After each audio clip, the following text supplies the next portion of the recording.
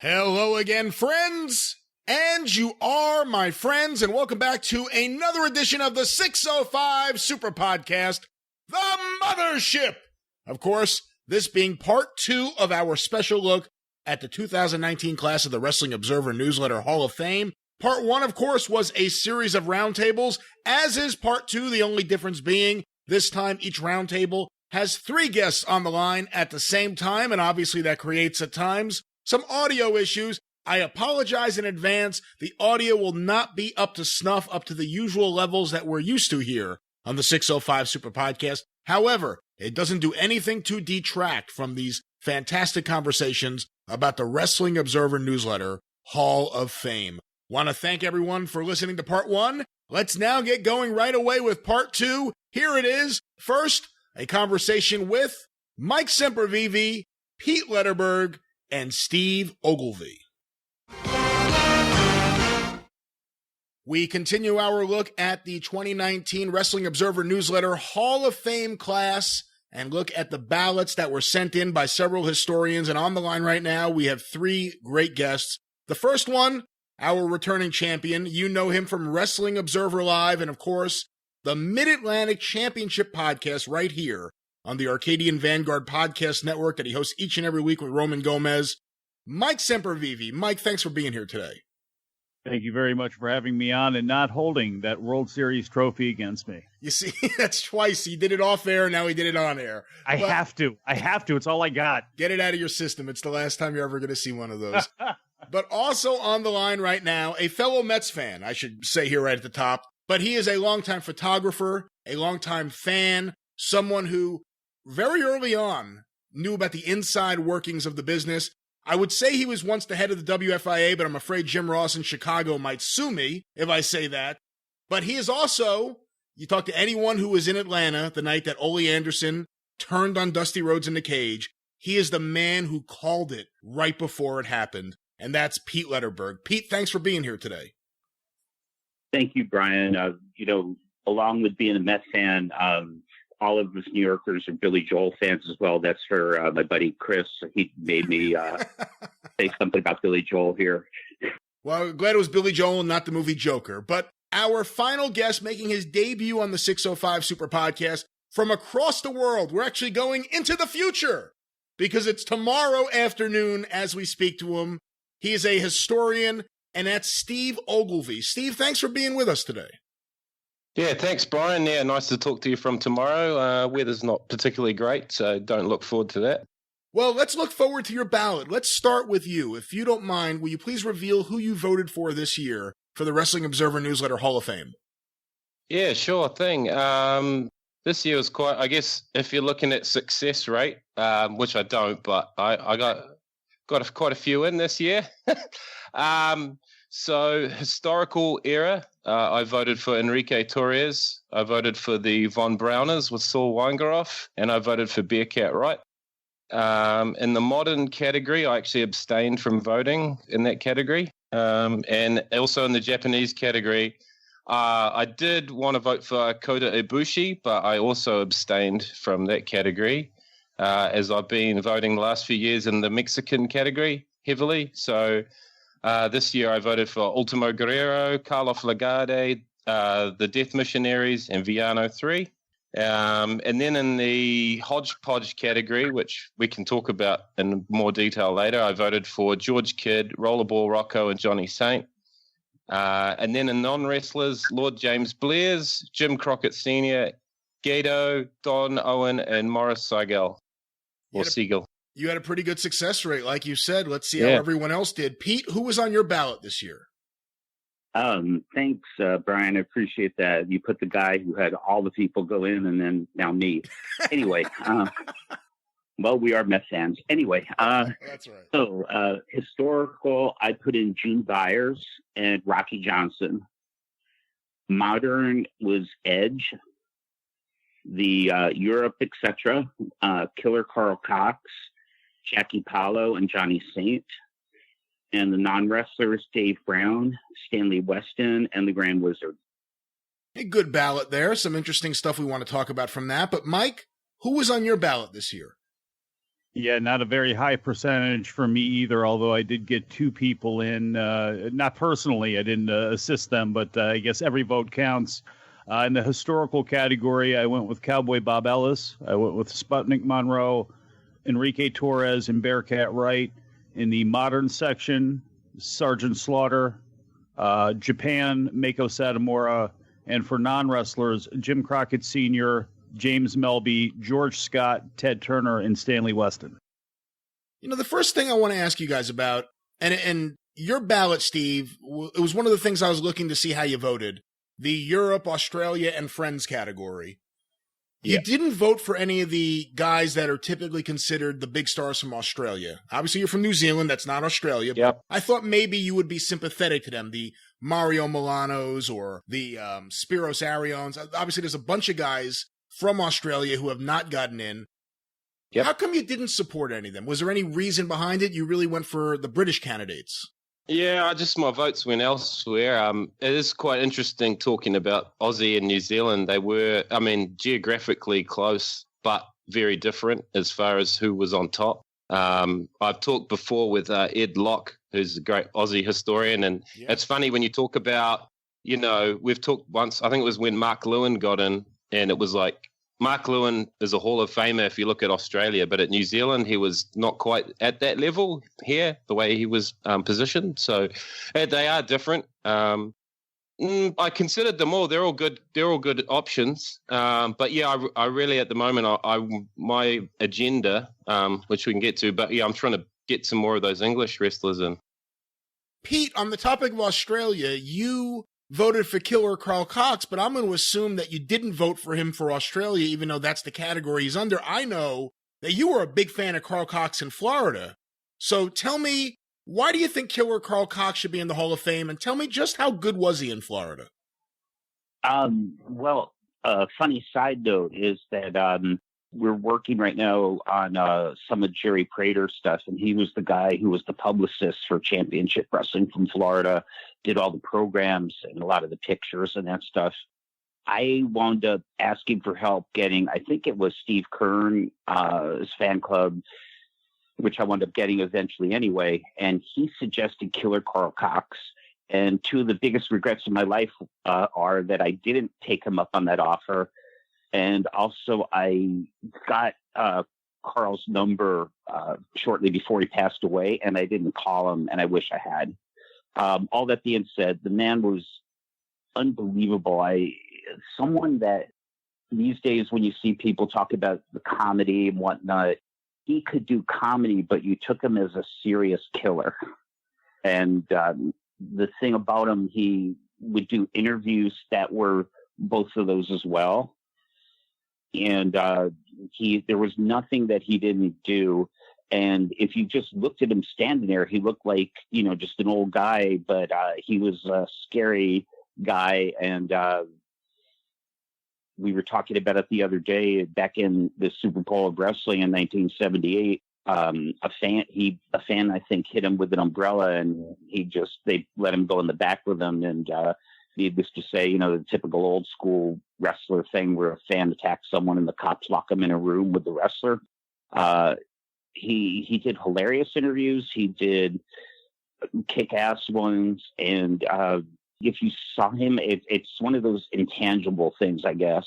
I can understand why he didn't get voted in, but I did vote for him more on the stuff here. I was looking at an overall body of work rather than just the stuff in Australia, as you figured out. Steve, to go back to you, because you do have this desire to get more British wrestlers in, and I actually saw some of the names that you nominated to be on the ballot for next year, and you certainly are trying to get a lot of the British guys in. No one on this call voted for Big Daddy, and obviously that's been a very controversial issue. Do you see Big Daddy as being a valid Hall of Famer? Is it just someone you didn't vote for, or do you think that it's ridiculous thinking of him as a Hall of Famer? What is your stance? Yeah, I kind of figured we'd talk about that. Look, I think he definitely deserves to be on the ballot. I don't begrudge anyone that would vote for Big Daddy, but it goes to a bigger picture to me as, Wrestling Observer's always about what really happened. And I'd like to see the Hall of Fame really recognize the whole history of British wrestling. And Big Daddy sort of comes in near the end of it, as far as that period from 1930 all the way through to, 1988. And I guess I'm somewhat swayed by, I talked to a lot of people that either worked with him or wrestled him or knew him. And I think this year is the first year I actually talked to someone that had something positive to say about him. Everyone else is negative to quite some extremes. And, sure, some of that might be a little bit of professional jealousy, but a lot of it isn't. And a lot of those people, the Big Daddy thing, it did well for the business for a short time, but it also was embarrassing for them. So there's a lot of, we have to look at the positives and the negatives. And for me personally, I don't know if I can overcome the negatives with the positive aspects. Mike, you obviously didn't vote for Big Daddy. For the record, I did vote for Big Daddy just because one of the things I look at is cultural impact. And you voted for someone who I have voted for in the past. Again, and I voted for him again this year, someone I look at cultural impact. And that's Sergeant Slaughter. You're the only one other than myself on the call who voted for Sergeant Slaughter. Make the case. Why is Sergeant Slaughter a Hall of Famer? Well, you strip away some of the nuts and bolts in wrestling where we really get into the minutia of what we talk about with the detail work of wrestling, and you ask yourself, what's pro wrestling? And who is pro wrestling? And Sergeant Slaughter, Bob Slaughter, Robert Remus. Can you think of anything more pro wrestling than Sergeant Slaughter? Can you think of a larger-than-life character? I mean, The Undertaker being an example of somebody who's in the Hall of Fame based around a character. That's okay. That's pro wrestling. And Sergeant Slaughter, you have to be able to take that and take it to a different level. And how he marketed himself, he was just, to me, a larger-than-life character that drew money and was a star. And when you still get death threats in the 90s for something that you're doing, all of that stuff matters to me. And his impact on pro wrestling, his star, I think is underappreciated. And I know that the Wrestling Observer Hall of Fame in a different era probably, and did, because he's not in, look down at the Stings, at the Sergeant Slaughters, and people like that. But you look at the amount of money that Sergeant Slaughter drew with Don Kernoodle, with Ric Flair, or with Ricky Steamboat and Jay Youngblood in Mid-Atlantic. You look at his run as a U.S. champion there, getting there upon arrival, being a star in 1981, and never stopped being a star after that, and only continued to grow. His matches with Pat Patterson in the WWF, the feud with the Iron Sheik in 1984. It wasn't like, I guess compared to Luthez, yes, he was a star for a short period of time. But I think to hold supernova drawing ability and superstardom against somebody is something that we should be past at this point. And to me, he is a no-brainer Hall of Famer because of the stardom that he had, because of the feuds and the intensity out of those and how they are remembered today.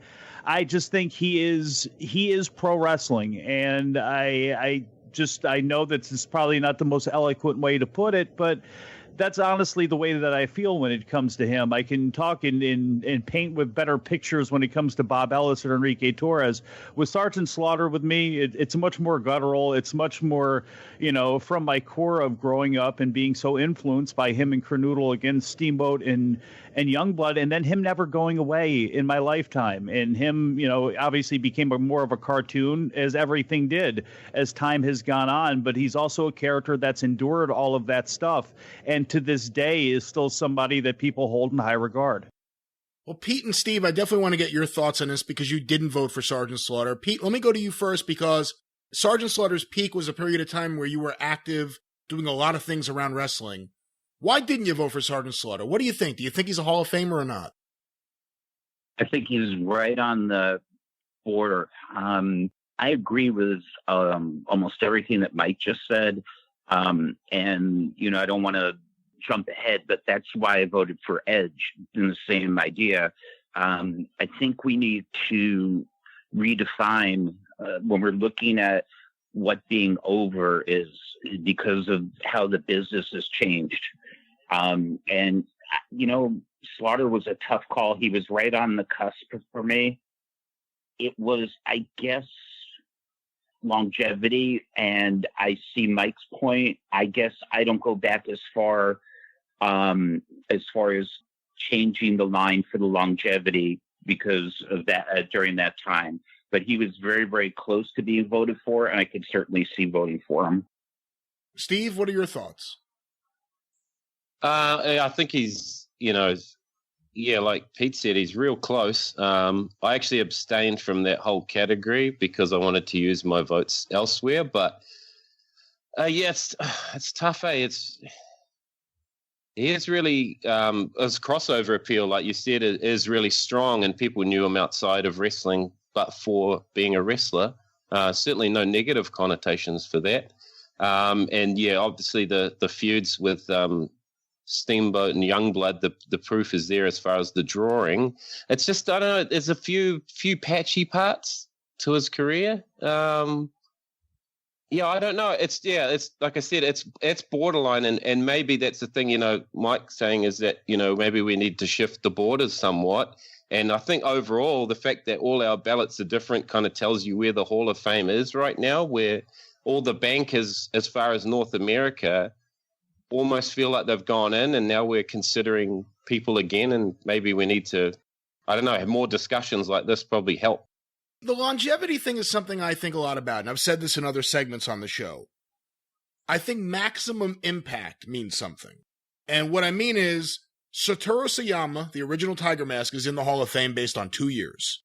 And I'm not discounting that. I'm not saying he's not a Hall of Famer. I'm saying he is. But if he can get in for 2 years, if Tully and Arn as a tag team unit, even though I don't know why JJ's lumped in with them, if they're on the ballot for 2 years? 2 years as a tag team, as a tag team working a full-time schedule. If they're in for 2 years, why can't we look at a 5-year period for a Sergeant Slaughter or a Junkyard Dog or a Kerry Von Erich? I think that once you get to the 80s and the business started changing radically, that maybe you do have to look at the guys who do have longevity on top. I mean, it's even more impressive now than it was in 1950. But you do have to measure the difference between guys in 1982 and guys in 1962. It was a completely different business. Let me open this up to all three of you, whoever wants to jump in right now. What are your thoughts on, should longevity be such a determining factor? Should Bill Goldberg, another guy I voted for, which is probably a little controversial, I voted for Bill Goldberg because I think you can't deny the maximum impact he had for a couple years there, and I think his comeback helped. But I would have actually voted for him just based off the peak of his WCW run, how big he got, how much of a draw he was, how big of a star he was, the fact that his name was chanted for years after the fact, the fact that he crossed over to a mainstream audience. But again, it's only a couple of years we're talking about. So what are your thoughts overall, guys? Mike, I'll go to you, and then anyone else jump in wherever you want, on longevity being a determining factor for a Hall of Famer. Well, I think it could help to redefine the Hall of Fame a little bit if we decided to go in a direction where, at this point, you looked at it with a pioneer wing, you looked at it with a journalism wing, you looked at it with a front office wing, you looked at it with a non-wrestling wing that would have your referees, because you could look at a Tommy Young or a Red Shoes and go, why aren't they in?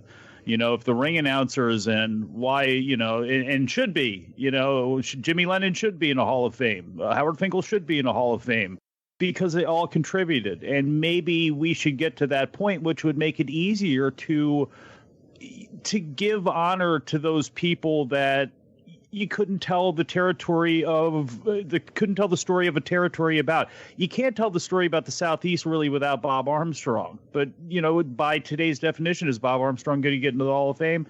No, he's not. You brought up Roy Welch. Should Roy Welch be in the Hall of Fame? Yes.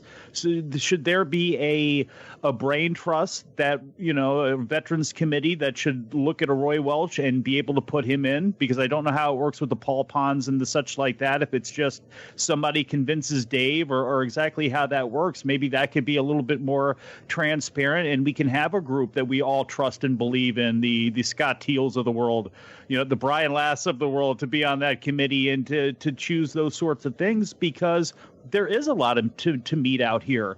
Are 3 years being on top on national TV with today's dollars and today's ratings and what that means, that's standard?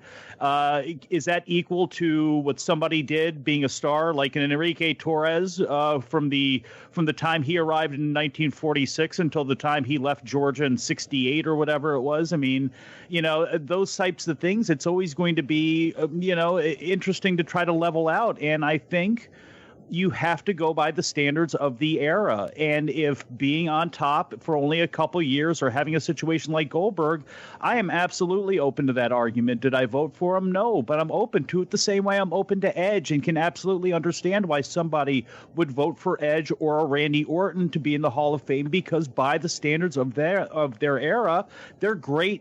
They do great jobs, and they're great for what they do. Could they stand up in the era with a Lou Thez or something like that? I don't know. That's what the fun of the debate is about. But when you go by the standards, you have to have a sliding scale, whether the older people like that or not. That's just the way it goes. Things have got to, if you're going to evolve, you got to move it forward. That's the way it goes. Let me jump. What I was going to say is that I agree with everything Mike's saying. One thing I'd say, though, I agree that things have drastically changed now. But when you're talking about Slaughter's era, you're going back 35 years approximately. And I think a lot has changed in these 35 years. Was it that much different when he was there? And I don't know the answer to that question. That's just something I'm throwing out there. Also, I know that this Hall of Fame was based really off of the Baseball Hall of Fame for the most part, and how that was run. And Brian will relate to this more than anybody, being a Mets fan and a baseball fan, unlike Mike, who is actually a front runner fan, obviously, with the National Trophy. But thing is, if you take a guy like two guys that we all saw and thought would be Hall of Famers, Dwight Gooden and Darryl Strawberry. And I'll go with Gooden more so. Dwight Gooden was the best pitcher in baseball for 2 years easily, maybe longer. Hall of Fame career, no. That's where that shining star and the bright light, whatever you want to call it, versus the longevity argument came in for the Hall of Fame. It's there for baseball, and that's the way Dave established this Wrestling Observer one. So, yeah, and I do hear you that I really think that a 2-year major run now is a lot different than a 2-year major run back then. And I know Slaughter's was longer. That's not who I was talking about. And as far as Sayama goes, he revolutionized the business.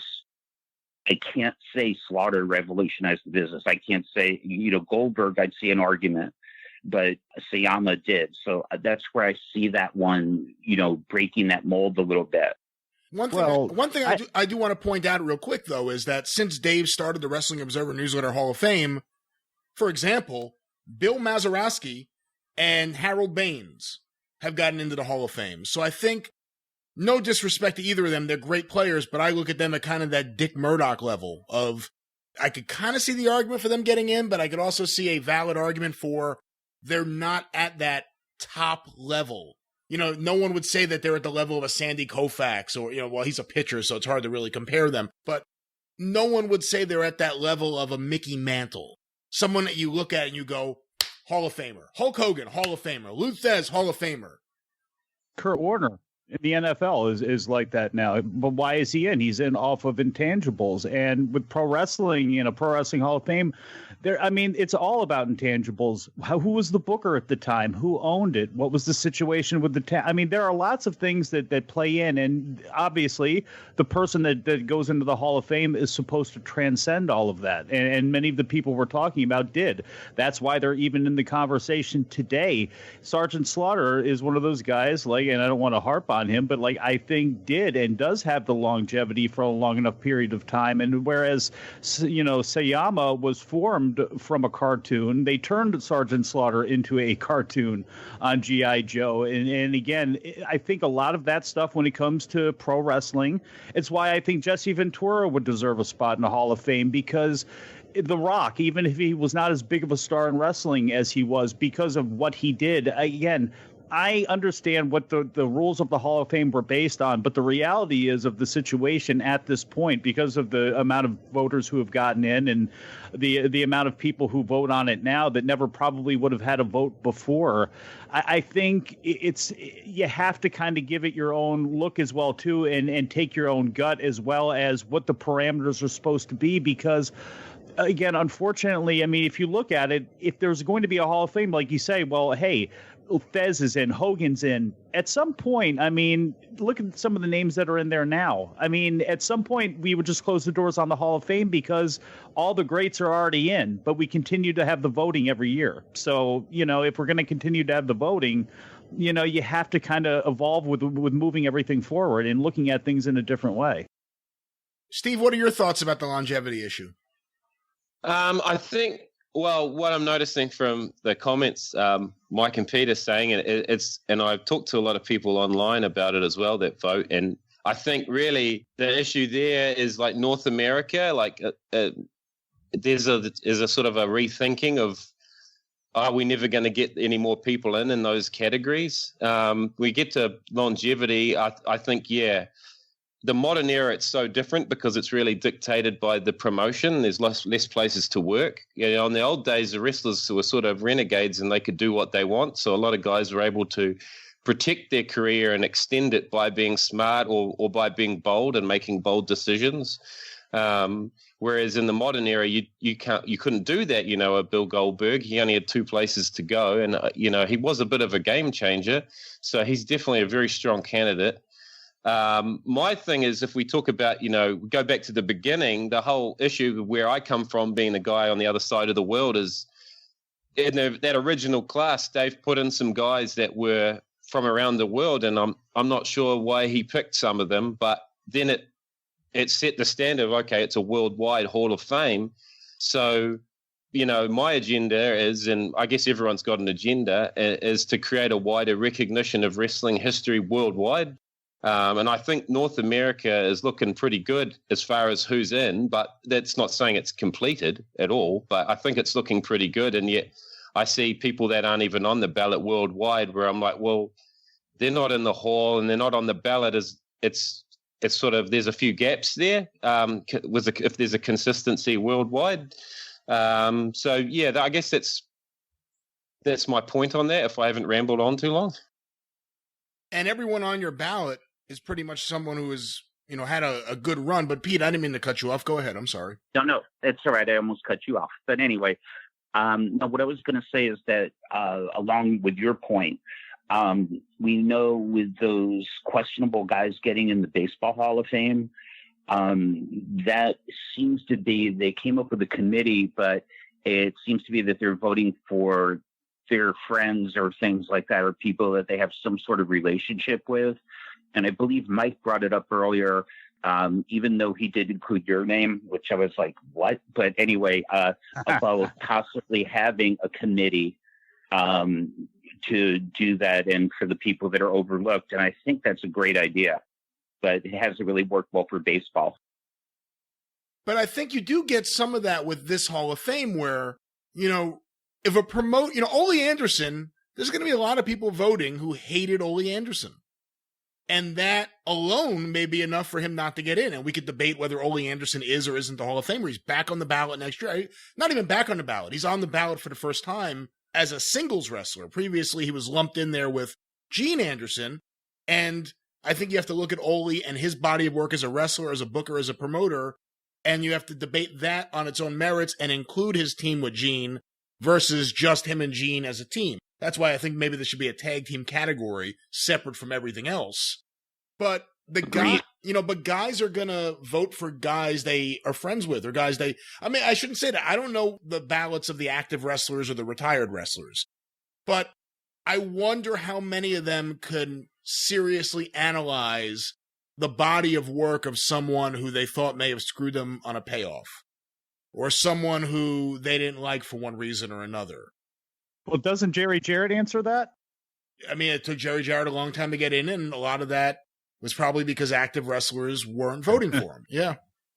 I can't see Steve Austin going, yeah, I'm going to vote for that son of a bitch, Jerry Jarrett.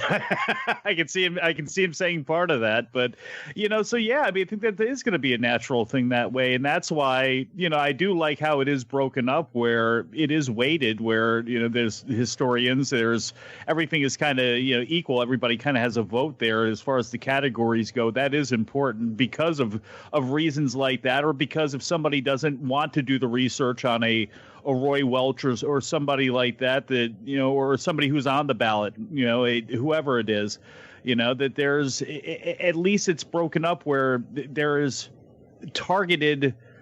Somebody should not be able to vote, because again, I abstained from voting for the European for good reason. I mean, I think the only person I ever voted for was Kent Walton and Mick McManus, and they would be the only people I ever could vote for, because they're the only ones I ever actually knew and studied and felt strongly about.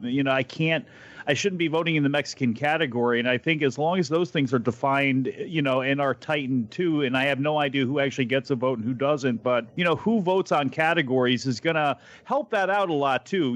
As long as you have people that are serious about what they're doing and serious about the categories and the people that they're voting on, and are looking at this more as just, I want to get my friend in, or, hey, I liked this guy when I was growing up, and actually take it with a level of seriousness, hopefully that would take care of itself. Pete, you and Mike both voted for Stanley Weston. This is one that I've never been able to wrap my head around. I know he was the publisher, but why? Give me the argument. Why do you think Stanley Weston is a Hall of Famer? Well, my thing is that when you hear people talk about wrestling magazines, they always say the after magazines, but the reality was it was the Weston magazines. And everything that I looked at with this guy told me that he was really the one responsible, and that he was obviously the one in charge of all of it. I mean, Bill was doing writing and photos and things like that. But that was my thought. And it was such, you talk about longevity and impact, and part of it as well is it's still talked about today. So that's where I look at impact as well, besides the fact that it almost seemed like they had impact on guys' careers, like Lex Luger and people like that would probably push more because of their push in their magazines. Yeah, I agree with what Pete said. And, a boxing Hall of Fame inductee, a giant in the field and I can understand if somebody is in the Southwest and doesn't look at those magazines with the same reverence that people in the Northeast did. But does he deserve to be on an equal footing with a Jim Crockett Sr. or a Hulk Hogan or something as you go along the lines? Maybe not, no. And maybe that's one of the reasons that we should have a wing set aside for people that are in the publishing field or journalism or something like that. But I think, being on the ballot and giving what he did to wrestling as far as the ability to have those magazines and all of the work he did to put in and on the money that was put behind it, yeah, I think he's an absolute no-brainer Hall of Famer, the same way I think Bill Apter and some other people that, again, have contributed to wrestling in such an impactful way. I couldn't believe, I couldn't think about life without him, but may not, again, they're not traditionally, again, like a Fez or a Gorgeous George or something like that. But these people need to be recognized and need to be put in the Hall of Fame. Well, you also voted for Jim Melby, and that's an interesting pick. Was that because of the work he did in the magazines, or are you saying you're voting for him because of his work as a historian, and that opens up the category to, should historians be in the Hall of Fame? Well, both. And again, and I'm not saying that they should even be in as far as like, when you think of the Wrestling Observer Newsletter Hall of Fame, you should think first and foremost of the historian wing. I'm not saying that, but I'm saying that maybe I think we've reached the point and I know it's because I'm old and I've taken a look at my ballot in a different way. Like, I believe that Shima's probably going to be a Hall of Famer, and Kota Ibushi is probably going to be a Hall of Famer, and Kenny Omega could very well be, depending on what happens with AEW, could end up being a Hall of Famer. But I'm not voting for them yet because there's still a story to be told there, and as I've gotten older and I see, Jim Zordani passing away and Scott Williams passing away, and these people that have provided so much, we wouldn't be talking about a lot of these people in the Hall of Fame without the research and the work that other people have put in. And these people who have kept this thing alive and who have paid attention to this stuff and who have done this stuff, they need to be recognized. And with Melby, I mean, you look at the body of his work as a magazine guy, as a historian, as all of that stuff. And man, if Bill Apter is going to be in and he had the bigger name and the more gloss, and I'm not, again, I voted for Bill Apter. I would vote for, I'm voting for Stanley Weston. Same way I'd vote for Jim Melby, as being people that absolutely have contributed so much that I believe need to be in the Hall of Fame, because I don't know, again, when it's like, I'm going to do the research on this, you're looking at something that somebody else had done, and you look at, again, the whole total of the work, and he's one of many that I think absolutely need to be recognized and to be put in. And with him, it's more than just a historian. He does have the actual nuts and bolts of the magazine work. Steve, you are a historian. What are your thoughts about historians being on the ballot? It's certainly interesting. I think, as Mike and Peter said, like Jim Melby is a guy that had, was involved in the wrestling business as well, and he has all those programs in the wrestling news magazine and the newsletter. So he kind of straddles a bit. And there are a couple of guys that were historians also that do fit that criteria. My issue is I think it'll go back to where the North American wrestling one is, and people will vote for the people they remember, the historians that are remembered, and yet there will be lots of historians that will get left out because they're not remembered, because they're not alive, or they haven't been alive in the last, say, 20 years. And the interesting thing about wrestling history, something that Steve Yohe was saying is, it's all been covered before, but it sort of gets forgotten about, and then it gets recovered again by new historians. So I'm all for historians being considered and being able to be voted in, as long as we get a good scope and a good coverage of, again, the history of wrestling historians. Pete, let me open this up to you. I want to know your thoughts on historians, but let me expand it a little bit. Do you think photographers should be in the Hall of Fame? Do you think Theo Eret should be in a wrestling Hall of Fame based on his amazing body of work, for example? I guess so. It's kind of, I guess in this day and age, we recognize more when people do photos and they call them a conversation starter, a Facebook thing, but it's a photographic conversation starter. I guess I'll do a line because I've been considered both by some. Is that historians have to put a lot of work in, and have to put work in on the history of wrestling just by its nature, obviously, whereas the photographers are taking the photos in the here and now, if that makes any sense. So I think the historians should be considered a little stronger for that regard. But by the same regard, a lot of people just look at photos and they do tell a story and their history as well. One thing I was talking about earlier, you had a Jerry Prater who were looking at negatives now, and he took the time to put dates on much of his stuff. And a lot of the stuff we don't have results as historians for, but we're actually going to have a lot more coming in, for instance, on the Florida TV tapings and things like that. You caught me off guard with that question, so obviously I'm babbling a little bit. But yeah, I think that they both could be considered, and perhaps, as Mike's suggested, maybe a separate wing. You could put the photographers and the historians and maybe these magazine people in as well. Let me ask you guys about a couple of names that are on each of your ballots. Pete, let me keep talking to you about this. You voted for Dave Brown. Obviously, I've always looked at Lance Russell, clear-cut Hall of Famer. I don't think anyone could question that. I've always been on the fence about Dave Brown, even though I'm someone who looks at cultural impact, and Dave Brown certainly had that in Memphis as the weatherman on WMC TV5. But make the case. Why do you think Dave Brown is a Hall of Famer?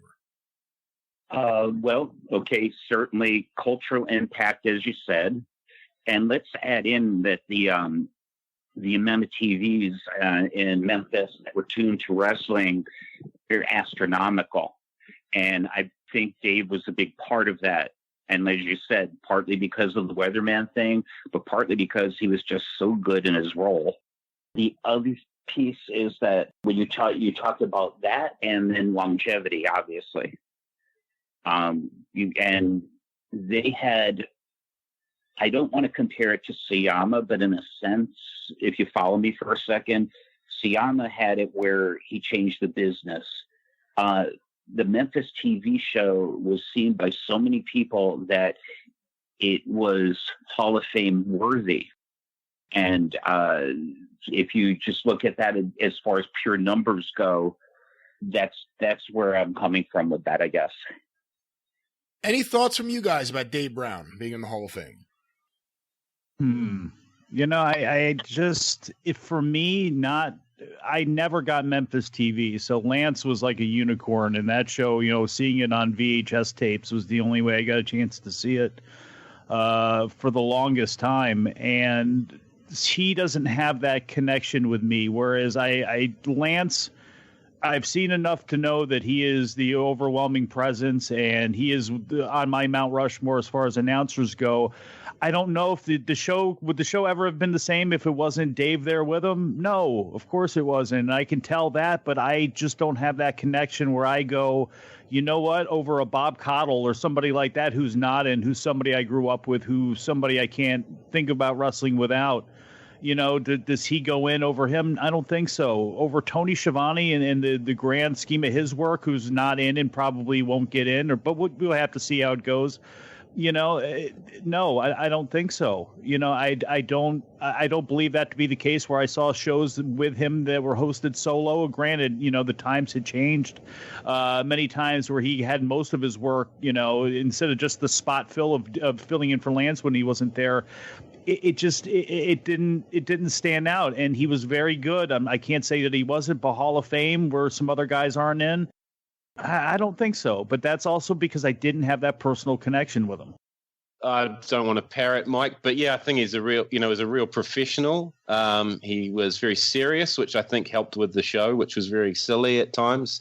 But again, I only watched most of that stuff after the fact, and like the shows that without Lance. But Dave, they just aren't as engaging. And part of that's because they kind of have that weird jack of all trades thing where they have to announce and then do the ring announcing and then go into interviews. And Dave's very professional. He shows his TV background there. But I can't say he's bad at all. He's very good. But is he great? That I'm not sure of. I'd almost say that, you know, you might be able to, this is going to sound funny, but we're talking about a tag team wing. Quite possible they should be in as a tag team for announcing. And I know Lance stands alone by himself, but they were just so good together. I think it's really unusual. Bobby and Gorilla could fit in that category as well, too. You know, absolutely. You know, if you were taking a look at those, you know, types of things, again, if you had an unofficial part of the Hall of Fame wing where you just, you know, and this is where, again, too, and I'm not trying to get everybody into the hall, but it's like this is where I see the conversation with people like Two in Georgia or Junkyard Dog being the biggest case, I think, in Mid-South, at least when it comes to North America. And Big Daddy, I guess, in the UK as well, too, although I'll distance myself from that a little bit and be a coward and continue to abstain from that. But, you know, can you tell the story of a place? Can you still tell the story of wrestling? You know, what we're honoring here, what we're looking at here. Can you tell that story without that person? You know, and I think some people transcended to a different degree. I think Jesse Ventura did. I think Sputnik Munro. does. But, should those people like a Dave Brown, should they have some recognition? Because can you tell the story without, Dave and Lance out there? I don't know. And I can see people arguing that you couldn't. So I'm, again, it's not like I'm trying to get everybody in or anything like that, but it's interesting to think about. And maybe those people should, have some sort of honor in some sort of way. One guy that got in this year was Bearcat Wright. I voted for him. Steve, you voted for him. Mike, you voted for him. Pete, you didn't. One guy who didn't get in, then all three of us voted for him, and once again, Pete didn't, was Enrique Torres. Mike and Steve, make the case. Why do you think Enrique Torres has been overlooked? Why do you think he's a Hall of Famer? And from there, after you hear their argument, Pete, let me know what you think, why you didn't vote for him. But let me start with Mike and Steve here. Yeah, I guess I'll start it up. I've been somebody that's been a big proponent of Enrique Torres for a long time. And like I said, a star from the time he stepped foot in the ring in 1946 to the time he exited Georgia, and was a star everywhere that he went. I think in another era, and I know people hate hypotheticals like this, and I will have an old person shake their fist and argue at me about it, that in another era, do I think he would have been a world champion on a different level? Yes. Was he a world champion in California? Yes. Was he a star in Atlanta when he went down there and was involved with his brothers against the Vachons and that war? Yes. Drew big money there, drew big money in St. Louis, and was a great opponent for Luthez, the perfect opponent as far as the Luthez machine goes and how things were set up and how things were done. He was that dude. He is one of those guys that historically I look back at, and I look at the work that the Yoes and guys like that have done, and the problem is there's not a whole lot of footage of him. What's out there is not all that excited. There's not tons of him and Leone and him, in his prime. It's just, unfortunately, it's not out there, so it's hard to judge. But you look at the positions that he was in across the country, and not only across the country, up into Canada, his run throughout the 50s in San Francisco, where he just didn't get beat there. He didn't get beat in San Francisco as a single star. And granted, yeah, it was a tag territory and the Sharps were on top, but other than Leo Nominlini, there was nobody bigger than Enrique Torres. And damn it, that should probably count for something. Tag everywhere he went, he was successful, whether it be in tag teams or on single, on top of the card. And he's just one of those guys, I think, that's forgotten about the time. And there's always going to be somebody like me who's taken this case and the torch and is going to bang the drum. But the reality is, I get it, that I'm running down a deep cave right now, and I'm getting further and further away, and that light is getting smaller and smaller for the voters on the outside. And it's too bad, because I think him, and I think Bob Ellis is another one, the original cowboy, that, hopefully, like a Bearcat Wright, people take a little bit of a different look at. Yeah, I think for me, I first got interested in him as being more than just somebody, I guess, was when I was going back and reading the history and just reading a lot of research, and this name, there's all the famous names that have survived through time. And then hang on, who's this guy, Enrique Torres? He keeps showing up in all these major places, and he's on top, and he's either presented as an equal or above the equal of a lot of famous guys. And that's when you really got to start taking it seriously. And again, I always look at how people are being used over and over again. And he's always presented seriously. It's always very respectful. He isn't, in that era, there was a lot of, I guess, certain characteristics of Latin wrestlers. And he is instead presented as a very straight guy, and he's a world champion. And he was used time and time again. So for me, he's someone special. And once you start digging, it just confirmed what I suspected. Pete, you didn't vote for Enrique Torres. I'd like to know your reason behind that, but also a couple other things to hit you with right now. And then Mike and Steve, feel free to jump in with your thoughts. You didn't vote for Bearcat Wright either, and you did vote for Rocky Johnson. Rocky Johnson's one of those guys I've always looked at as being a level below, but make the case for Rocky Johnson. But let's start with why you didn't vote for Enrique and why you didn't vote for Bearcat. Okay, Enrique, if you talk to people, we're around, the hardcore fans, and I'm going back to the mid 70s on up.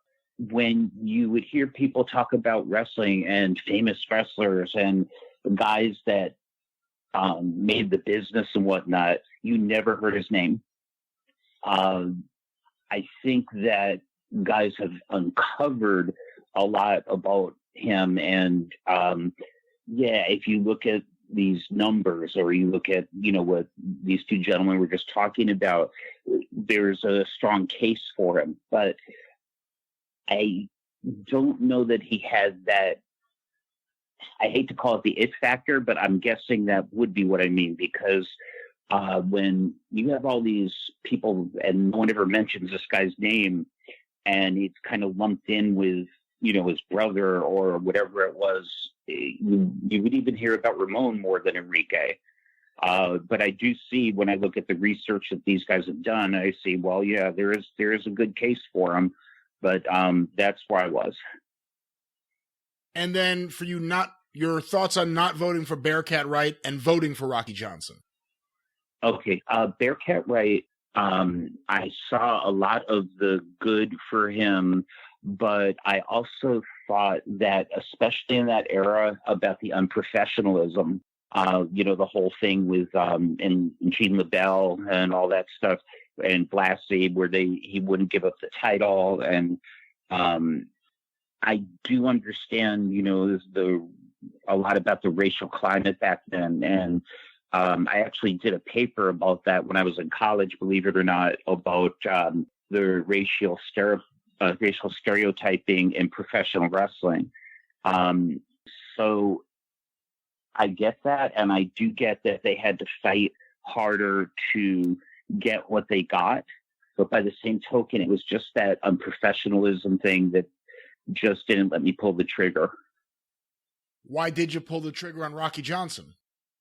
Okay, and that's where I was going. Rocky, I saw not most of his career. Let's go from 75 on up, on top everywhere.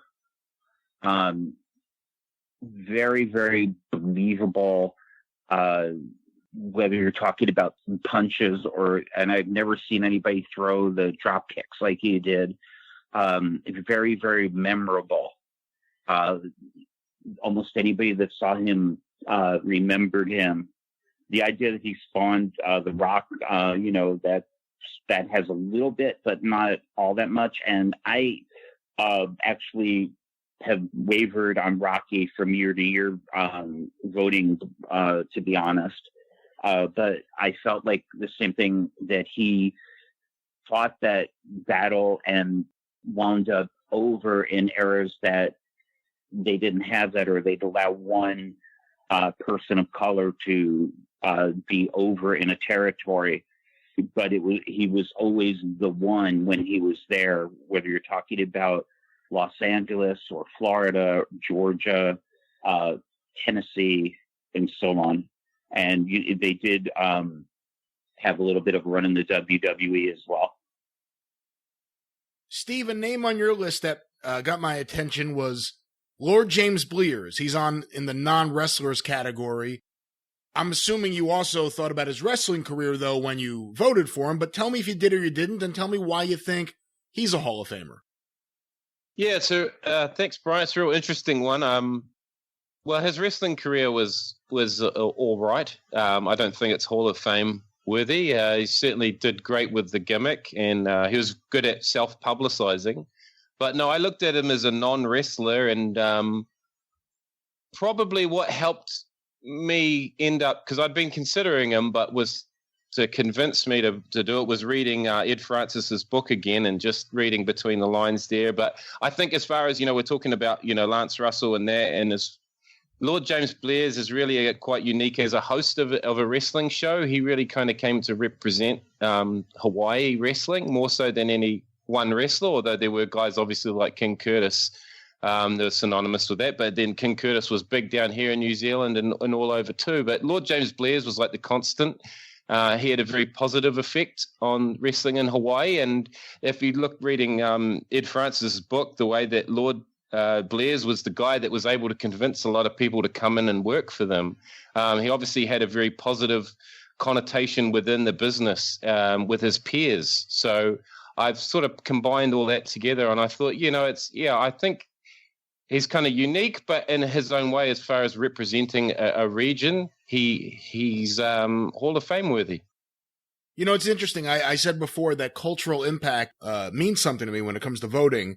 And although Hawaii is a series of islands and relatively small, he did have that major impact. Just a few years ago, I was in an antique store in Maui, and I'm thinking, okay, it's an antique store. There has to be something wrestling related here that I could bring home. This will be great. And I asked the little old lady behind the counter, I said, do you have anything from 50th State Wrestling? Because I had read that Ed Francis book, and by the way, I recommend everyone get it. It's a fantastic book, filled with fantastic photos and reprints of program. A really great book. And I said, do you have anything from 50th State Wrestling? And she said, no, I don't. But we used to watch it all the time. Tally-ho Blears. I mean, it's the first thing she said, the first name she said. This little old lady, I mean, she wasn't old when she watched it, but Tally-ho Blears. She wasn't someone you would typically think, this is a wrestling fan. She did not talk about wrestling past that point. She just said, we don't have anything, but I used to watch it. And the first name she remembered was James Blears. And obviously he was as much a part of that program as the wrestlers. The people there in Hawaii knew who he was as much as they knew Curtis Ioke or anyone else.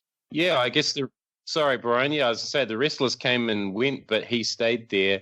And just one note on that book, I actually got my copy in Hawaii, and I went just into a bookstore and I was like, do you have this book? And the girl's like, I don't know. And then an older lady was like, oh, yeah, we've got that. And they typed into the computer, and it was actually in the Hawaiian history section, which I thought was pretty cool because I'd been looking for it in the sports section, and it wasn't in the sports section. Well, sometimes that's easier than the wrestlers going in. We can debate over what style that you liked or what era it is or something like that. But the consistent mouthpiece, the voice, the Solis, the Lance Russells, the Jim Rosses, the Ken Waltons, the Tally-ho Blears. I mean, that means something. And they were, again, part of the show, and they as much of a part of the show for good or for bad in the case of an Ed Whelan, as I look at that from way on the outside of somebody who I didn't like. But, you know, I can understand if you came from that area, that if that's somebody you believe in, you would go ahead and vote for him. You know, Pete, you had a very interesting point before, and as we begin to start wrapping things up, I want to ask you a little bit about this. Obviously, we're all historians on this call, but Pete, you've been around wrestling a lot longer than us, and you were, I said it at the top of the show, you were someone who found a way to infiltrate things very early on. You had inside information early on. You knew about what was happening. You knew about the inner workings. You talked to people. How much do you weigh when it comes to voting for the Hall of Fame, research and analytics and stats that are thrown at you about how big someone, you know, the houses that someone drew or whatever it may be, versus the word of mouth, what you heard from people who were either in the business or near the business and what they thought about things? How do you weigh one versus the other when voting? I try to consider all of it. I guess I hit on that point when we were talking about Enrique Torres. I would listen to what people said, and you said it better than I did. But by the same token, I'm also a statistics guy, not just from baseball. I actually teach it. So I really love reading the research that people do. And I was doing that myself when I would sit there. I'd compile wins and losses for wrestlers, and a lot of the stuff that people are doing now, I did back then. So I'm very into the statistics part as well, the wins and losses, but who's over. And it's honestly been a very hard balancing act for me over the years. Guys, let's talk about the future of the Hall of Fame. We've made a few comments about things that could be done in terms of more wings to the Hall of Fame. But what improvements do you think could be made or should be made to the Wrestling Observer Newsletter Hall of Fame going forward? Mike, let me start with you. Well, I think the thing first and foremost is, and it's to Dave, it would be making sure that the voting committee and the people that have been extended the ability to vote do take it seriously. And I know that this is not the end-all and be-all of the world. There are plenty of other problems that need to get solved more than us just yelling it back and forth about guys who belong in the Pro Wrestling Hall of Fame. But I do take it seriously, and I do enjoy this. And being a sports guy and being a guy that grew up with, being the Hall of Fames in sports was an honor.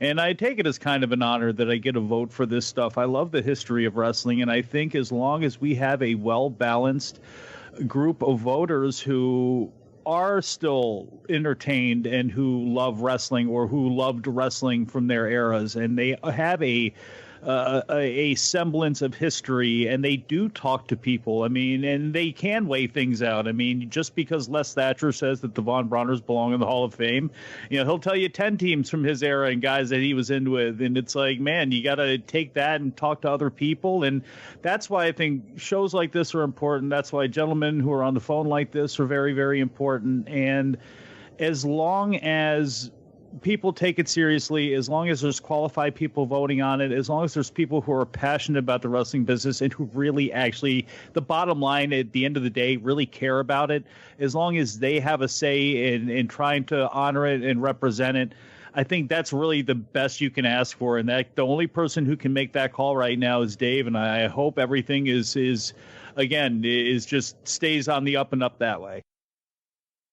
Steve, what are your thoughts? How can the Hall of Fame be improved if you think it can be improved? What changes, if any, would you like to see made? Any concerns about the voting and the way the voting has been going the last several years? Any thoughts about the Hall of Fame in general? Yeah, I've actually got a few, as you might imagine. I think, firstly, it is Dave's brainchild, and there's two quotes that Dave's made, and they're worth thinking about. First, he said it was, it's not a Hall of Famous, but I think as we've talked about today, that maybe that's something that he needs to reconsider, because it's a big deal, because it is wrestling after all. But so if some people can transcend wrestling into the wider world, that's quite unique, really.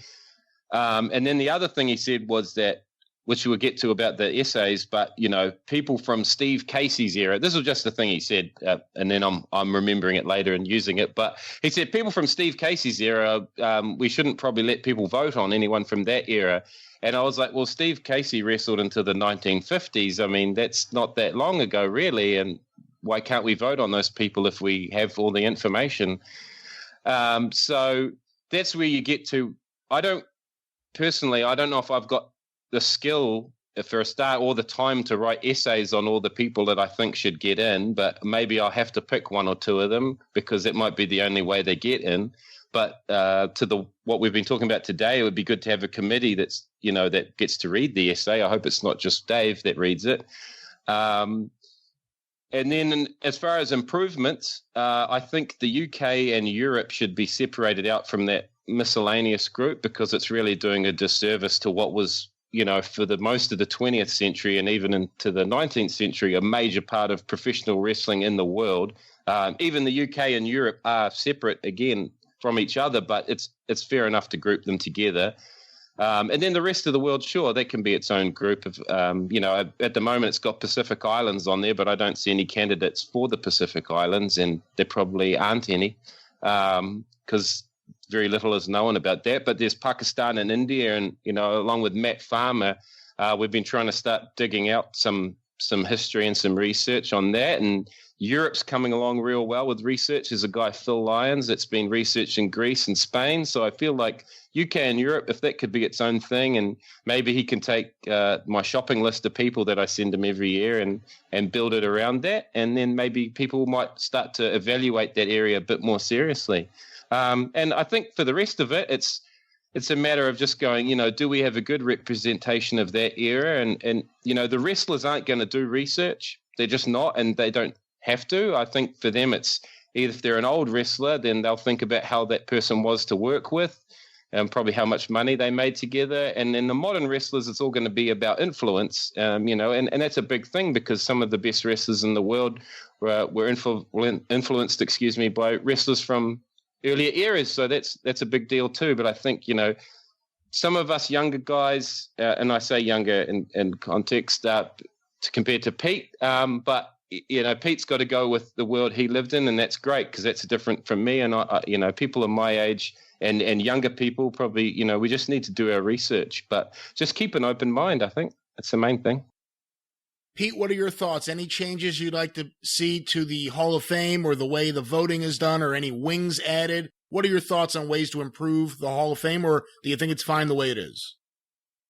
I'd like to see a committee as well, and kind of like the Veterans Committee, for the people that weren't voted in. And something that I thought of as we were talking, because listening to this conversation has really been helpful for me. Perhaps have this committee not just vote, but perhaps do what we're doing now, have however many way conversation at the same time.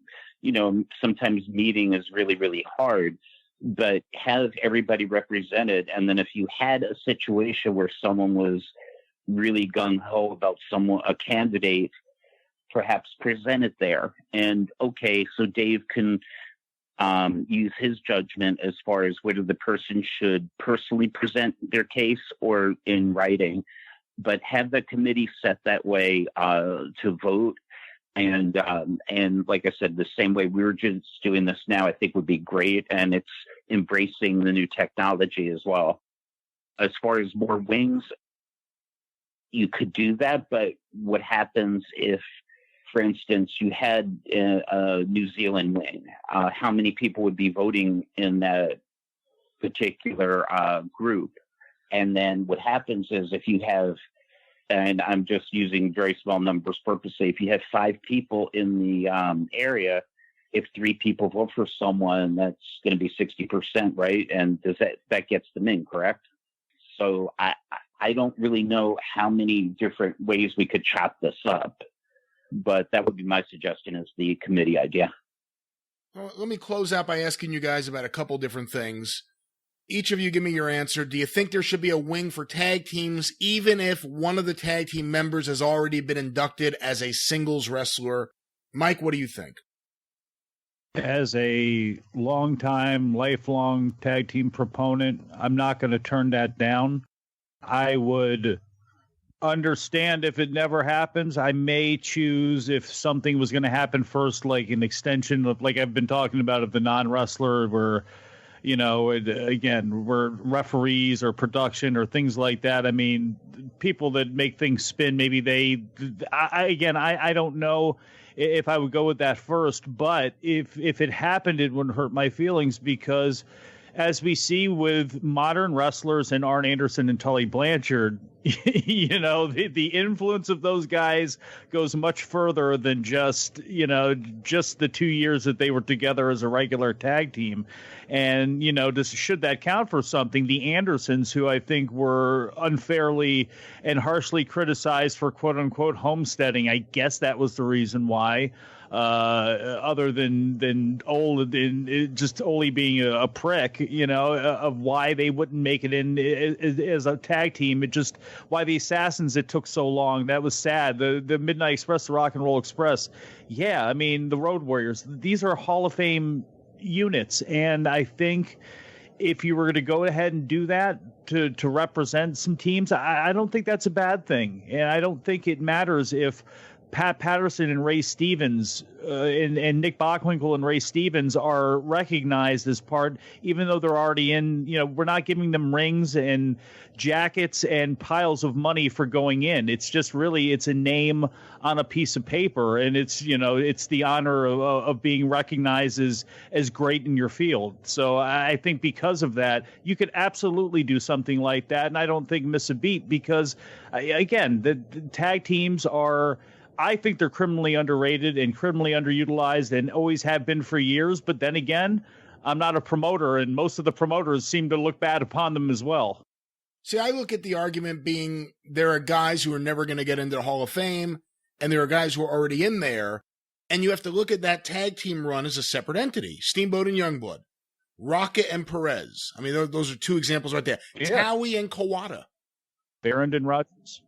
I voted for Towie this year. I think I did last year as well. And when I really stop and think about it, I'm voting for him based on those tag team matches that I love so much. And it makes me think, technically, Kawada and Towie should be in there as a team, even though Kawada is in there already and certainly should be as a singles wrestler. The tag team is a completely separate entity. So Rocca is in there, and Rocca should be in there. He's a first ballot Hall of Famer. But Rocca and Perez as a team, I think deserve consideration the same way I think Steamboat and Youngblood do. But let me open this up. Steve, what are your thoughts about tag teams? Definitely open to the idea. Like I said, try to keep an open mind. I don't know if it would be something I'd be rushing to vote in, but, I definitely consider it. And like you said, I think already your thinking is along with mine, as long as it encompasses the history of tag teams that were genuine attractions as a team, then I'm all for it. It's interesting because, the Crush Girls are in there individually. So would you put them back on the ballot? And Jackie Sato's in there, but the Beauty Pair, would you put that in? I think as long as it covers, again, the history of wrestling and just bearing in mind, the Wrestling Observer is big on style. I think that's something we didn't really talk about today, but we did when we talked about Sayama. But, the stylistic teams would have to go in there along with the good drawing teams too, I think, to reflect the Wrestling Observer. But yeah, definitely open to it. Pete, what are your thoughts? I agree 100% that it should be on there. And for many of the reasons that these guys just discussed, I was really, I don't want to say disgusted, but pretty close with the Andersons, as Mike was talking about, didn't get in. And the idea of homesteading, when you can stay over for that long, looking at that as a bad thing, I've always looked at as ridiculous. Also, if they did do the tag team thing, I think that longevity would be a bit of a problem, because a lot of them didn't team for that long, but it'd be a little bit of a different consideration, I guess. I'm saying for some tag teams, but I think it should be for sure. And especially with what's going on today, if we don't get this in soon, tag team wrestling sort of going by the wayside these days, but that's another subject. And Tully and Arn are on the ballot with J.J. Dillon, although he only managed them for 1 year out of their 2-year run as a tag team. But that's a 2-year run. That's the Sayama, length of a run. The Steiner brothers, I would argue, were a Hall of Fame caliber tag team for 5 years, from 89 to 1994. And I know they kept going after that, but if you look at that specific period, and I usually try to look at least a 5-year period of Hall of Fame caliber, whatever it may be, drawing power or match quality. And I think the Steiner brothers should get some consideration for that. And that's where I think a tag team wing would, more than anything else, it would give guys, I guess, a chance to debate these things, which is really a lot of fun.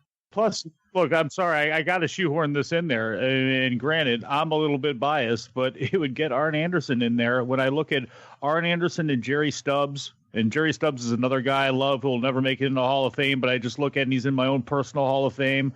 Arn and Olli, Arn and Bobby Eaton, Arn and Larry Zbyszko, Arn and Flair, Arn and Tully. I mean, my God. And you look at his work, you look at his interviews, and, there's going to be somebody, I have a feeling, that 30 years from now is hosting whatever their version of a podcast is going on with whatever their friends are doing. And we got Dave Meltzer's head cryogenically frozen, and they're all discussing the Hall of Fame, and they're going, why the hell is Arn Anderson not in the Hall of Fame? The same way we're talking about Enrique Torres and some of the people we're talking about. Well, how do you put him in if Dick Murdoch couldn't get in? Well, and that's it. And that's where it's Yuji Nagata's in, and that's where the debates happen of why is Ultimo Dragon in, and why is this, and why is that, and, the Killer Carl Cox, and, you can brawl back and forth on it because, again, once you open it up, and it's okay, if Murdoch's not in, why isn't Olli in? Or if Murdoch's in, then why isn't Olli in? And it just, you continue to battle with it. Well, let me ask you guys that right now. One of the last 2 questions I'm going to ask everyone. Olli Anderson is back on the ballot next year. Where things stand today, can you see yourself voting for him? I'm a yes on Olli Anderson. Mike, what are your thoughts? I'm a yes on Olli. Yeah, I think when you take the whole body of the work, and I know people are always going to point and go, well, look at what happened in Georgia. And every promoter has lived, every promoter has died. The only one who hasn't yet is Vince McMahon. Everybody else is pretty much out of business.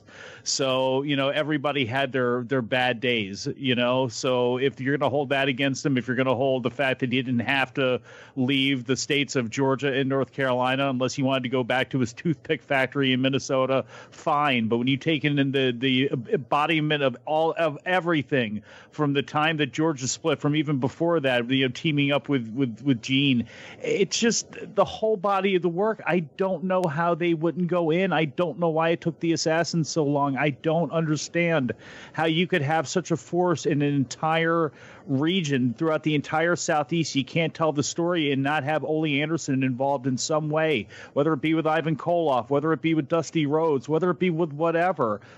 To me, it's just it's the same pig-headedness that Ole Anderson goes through life with. I think that's the same thing voters have when it comes to the Andersons and when it comes to Ole specifically.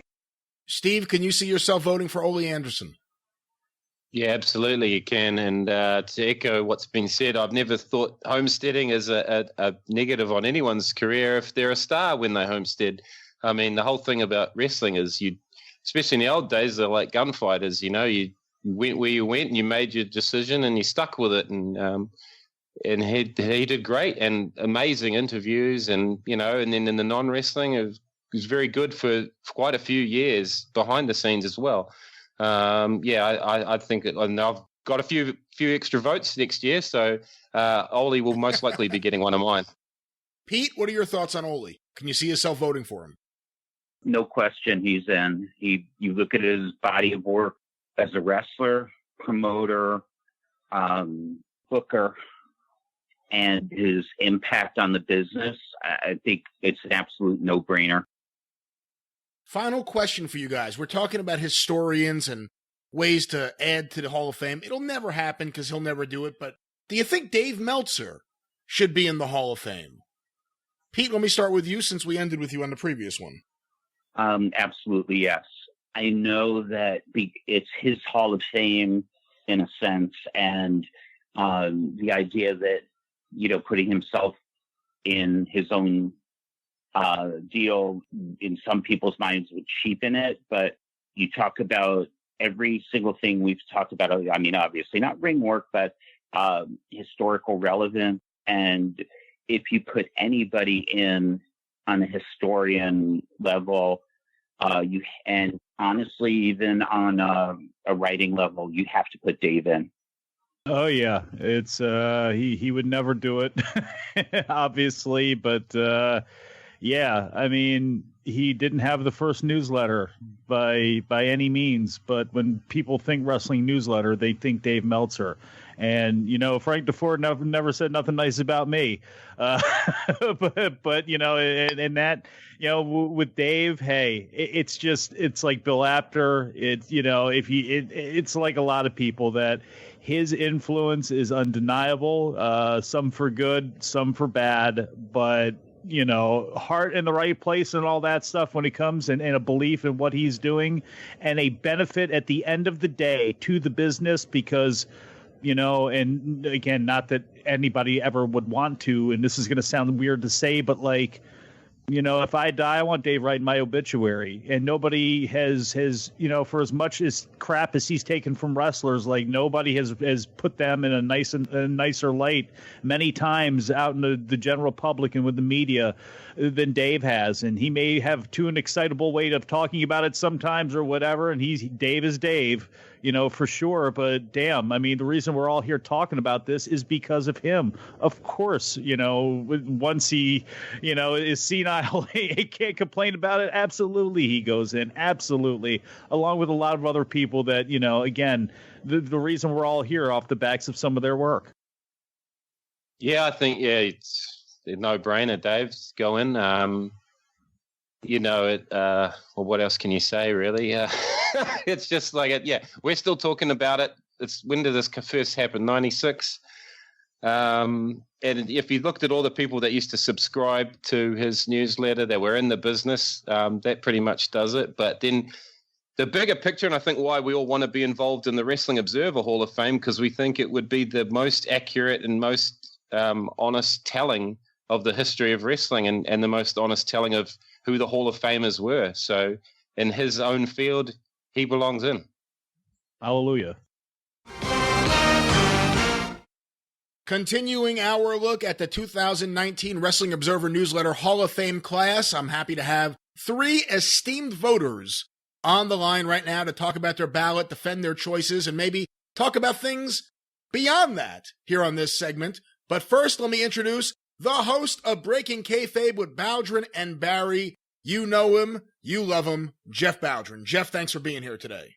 I don't know about esteemed. That's kind of a stretch, But who are the other 3 guys that are esteemed? Well, but thank you for having us. I appreciate it. We have another 2 guys beyond me and you. They're esteemed. I don't know about me. Next, we have a man, the esteemed Vandal Drummond, Rockin' Jerry Brown. He's been known as a number of names as a wrestler, but for our purposes today, he is a longtime historian, and that is Kurt Brown. Kurt, welcome back to the show. Yo. All right. And he just call me Vandal Venereal. Yo ma. He does a Jeff Bowdren impression with the yo there. But the next person, our returning champion when it comes to Hall of Fame discussions, all the way from over in England, and I really feel bad for him because within 24 hours there was the vote that is going to affect Brexit and the vote for Big Daddy. And that is Allan Blackstock. Allan, welcome back to the show. Oh, man. It was definitely rough. It was definitely rough this last week or so with me with these votes. So I'm glad to purge all that, get some opinions out there and talk to you fine gentlemen about the Hall of Fame, because I'm sure we've all got plenty of things to discuss. We do, and before we get going any further, Allan, let's start with you. Can you please reveal your ballot for the 2019 class of the Wrestling Observer Newsletter Hall of Fame? Absolutely, I'll be pleased to. So we went with the historical performers. We went with Wild Bull Curry, Sputnik Munro, and Bearcat Wright. In the modern US and Canada candidates, we went with Junkyard Dog, Rick Martel, Sergeant Slaughter. In Japan, Akira Taue, and in Mexico, it's Karloff Lagarde, and in no surprise in the UK, Big Daddy, and then Jackie Pallo. And in non-wrestlers, I went with Dave Brown, Jim Crockett Jr., Gado, Maurice Siegel, and Stanley Weston. Vandal, Kurt, who was on your ballot this year? In the historical era, I got Wild Bull Curry, Rocky Johnson, Sputnik Monroe. And in the modern performers, Junkyard Dog. Wrestling in Japan, Kenny Omega. For Mexico, I have Los Brazos, Karloff Lagarde, the Misioneros, Villano Tercero. And in the Europe, Australia, New Zealand, Pacific, Africa, et cetera, I got Ricky Starr. For non-wrestlers, Jim Melby, Larry Matisick, Don Owen, Morris Siegel, and the Grand Wizard. And I laid the law down with Dave and said, this, you're messing up. You should have it be a little more like WWE Hall of Fame, where people who have only been in the ring a few times, like Bob Uecker, Pete Rose, and the Fridge. So I recommend that we put in the San Diego Chicken, a philanthropy award for Dr. Sam Shepard, and last but not least, country star, the late Ferlin Husky. Very interesting picks there. Jeff, who was on your ballot this year? Well, just to be different, I didn't do it in terms of the European theater, the Australian theater. I just did I picked 9 guys. So my selections are the Mongolian Stomper, the Von Brauners and Saul Weingroff, Blackjack Mulligan, Rocky Johnson, Sergeant Slaughter, Don Owen, the Grand Wizard, Killer Carl Cox, shout out to my man Barry Rose, who loves Cox, and Bob Caudle. Real quick, let me ask you about that, because you picked 9 people. Obviously, you're allowed to vote for 10 plus as many as you want from the non-wrestlers category. Did you specifically only pick this amount because you didn't want to vote for more, or did you not realize you could vote for as many as you could? I was probably lazy and didn't realize that. I set on my ballot for like a month, and then it was like one of these, oh, crap, I think it's like 2 days away. I think that's what I did. Allan, let me start with you, because I think this is actually one of the topics that a lot of people have been waiting to hear us talk about here on the show, and that is Big Daddy once again not getting in. And actually, to expand this a little bit, you having Jackie Pallo on your ballot, too, it's kind of one of those things where for all the arguments we're making about Big Daddy, could you make the argument that Big Daddy shouldn't go in before Jackie Powell? But give me your overall thoughts on everything that happened this year. Okay, it was actually a positive year for Big Daddy this year. I've really close to throwing in the towel with going on and on about him because it's a stuck record at this point. But he's gone up from 35% to 45% overall. So he was only 15% shy now of getting over that 60% line. And it was quite interesting because he was number 2 in reporters. And I think some of that will be down to my going on and on. There's quite a few people that I know who have had votes this year for the first time, and they all committed to vote for Big Daddy. So I think that is some of it, which is really, really good to see. So yeah, 15% off isn't bad at all. So I'm quite happy with that. And getting on to Jackie Powell, I think Jackie Powell was the bigger star, I would say, than Big Daddy in some ways. In a more traditional era in the 60s, he was Mr. TV was his moniker. He was a draw wherever he went. And I think, I can see why people would vote for Jackie over Big Daddy, but you can look down the list and say, well, I wouldn't vote for, arguably Kenny Omega in the Japanese category until Akiyama goes in because he was before him. And I think people would struggle if you went down that route. You know a lot of the arguments, and let me open up the floor to anyone else who wants to jump in with this, but you know a lot of the arguments which are, if you talk to guys that worked in England, guys who work for World of Sport or work for joint promotions, they don't say good things about Big Daddy. It's quite the opposite. They say really bad things about Big Daddy. And that affects not just the votes he gets from retired wrestlers, but obviously if you're a voter who is hearing this over and over and over again, it affects the way you vote for Big Daddy, or not you, but the average voter. What do you say to that? What do you say to the argument that Big Daddy wasn't good in the ring, that they didn't draw big houses with him? The typical arguments you hear, and I know you've heard them all. What do you say? How do you answer the critics of Big Daddy being on the ballot and potentially being in the Hall of Fame? Well, he's one of those candidates in some ways supersedes the criteria for going in. He was a cultural icon in the UK. I'm not going to compare him to someone like Ricky Dozan in Japan or El Santo in Mexico, far from it. But he was still, when he passed away, it was still mainstream news. It was front page news in tabloid media, even though he was off TV at that point for over 10 years. He was someone that superseded pro wrestling. He was more of an entertainment star in the 80s, and he fit well into that genre at the time on the Saturday night entertainment TV shows that he'd appear on. And I think he was of the time. And I think, and I've always said this, you can stop anyone above the age of 40 in the street in the UK on any given day and say, name me a wrestler, and I would say the majority of them would say Big Daddy. If you said name me a British wrestler, I'd say you wouldn't hear any Davey Boy Smiths, Dynamite Kids, anything like that. It would be Big Daddy Giant Haystacks, maybe Kendo Nagasaki. He is that level of fame. So in purist terms, no, he might not be a candidate that should go in, but I think he's just bigger than being a wrestler. And I just think he can't be denied. And I just want to touch on as well the point with Johnny Saint. He's the highest from that region to get votes at 48%. And I think a lot of that now comes down to the notion that he was World of Sport Wrestling, which couldn't be farther from the truth. He wasn't even the best wrestler from that era. If you go and look at someone like Jim Breaks was, in my opinion, one of the top 5 heels I've ever seen. He was absolutely phenomenal in that style and ran rings around with Johnny Saint. I think Johnny Saint's been kind of canonized in the last 15 years by Chris Heroes and Zack Sabre Jr.'s and William Regal now that he's all over NXT UK. And I think it's a shame that certain people don't kind of delve in deeper and look at some of the other potential candidates that have a better case in some ways than Johnny Saint. I actually do concur with what Allan says, because I'm not even a Big Daddy fan that much, and I actually have limited knowledge of the British scene, but I've known a few people who lived in England like in the 70s who were Americans, and say exactly, you bring up wrestling, the first thing they bring up is Big Daddy.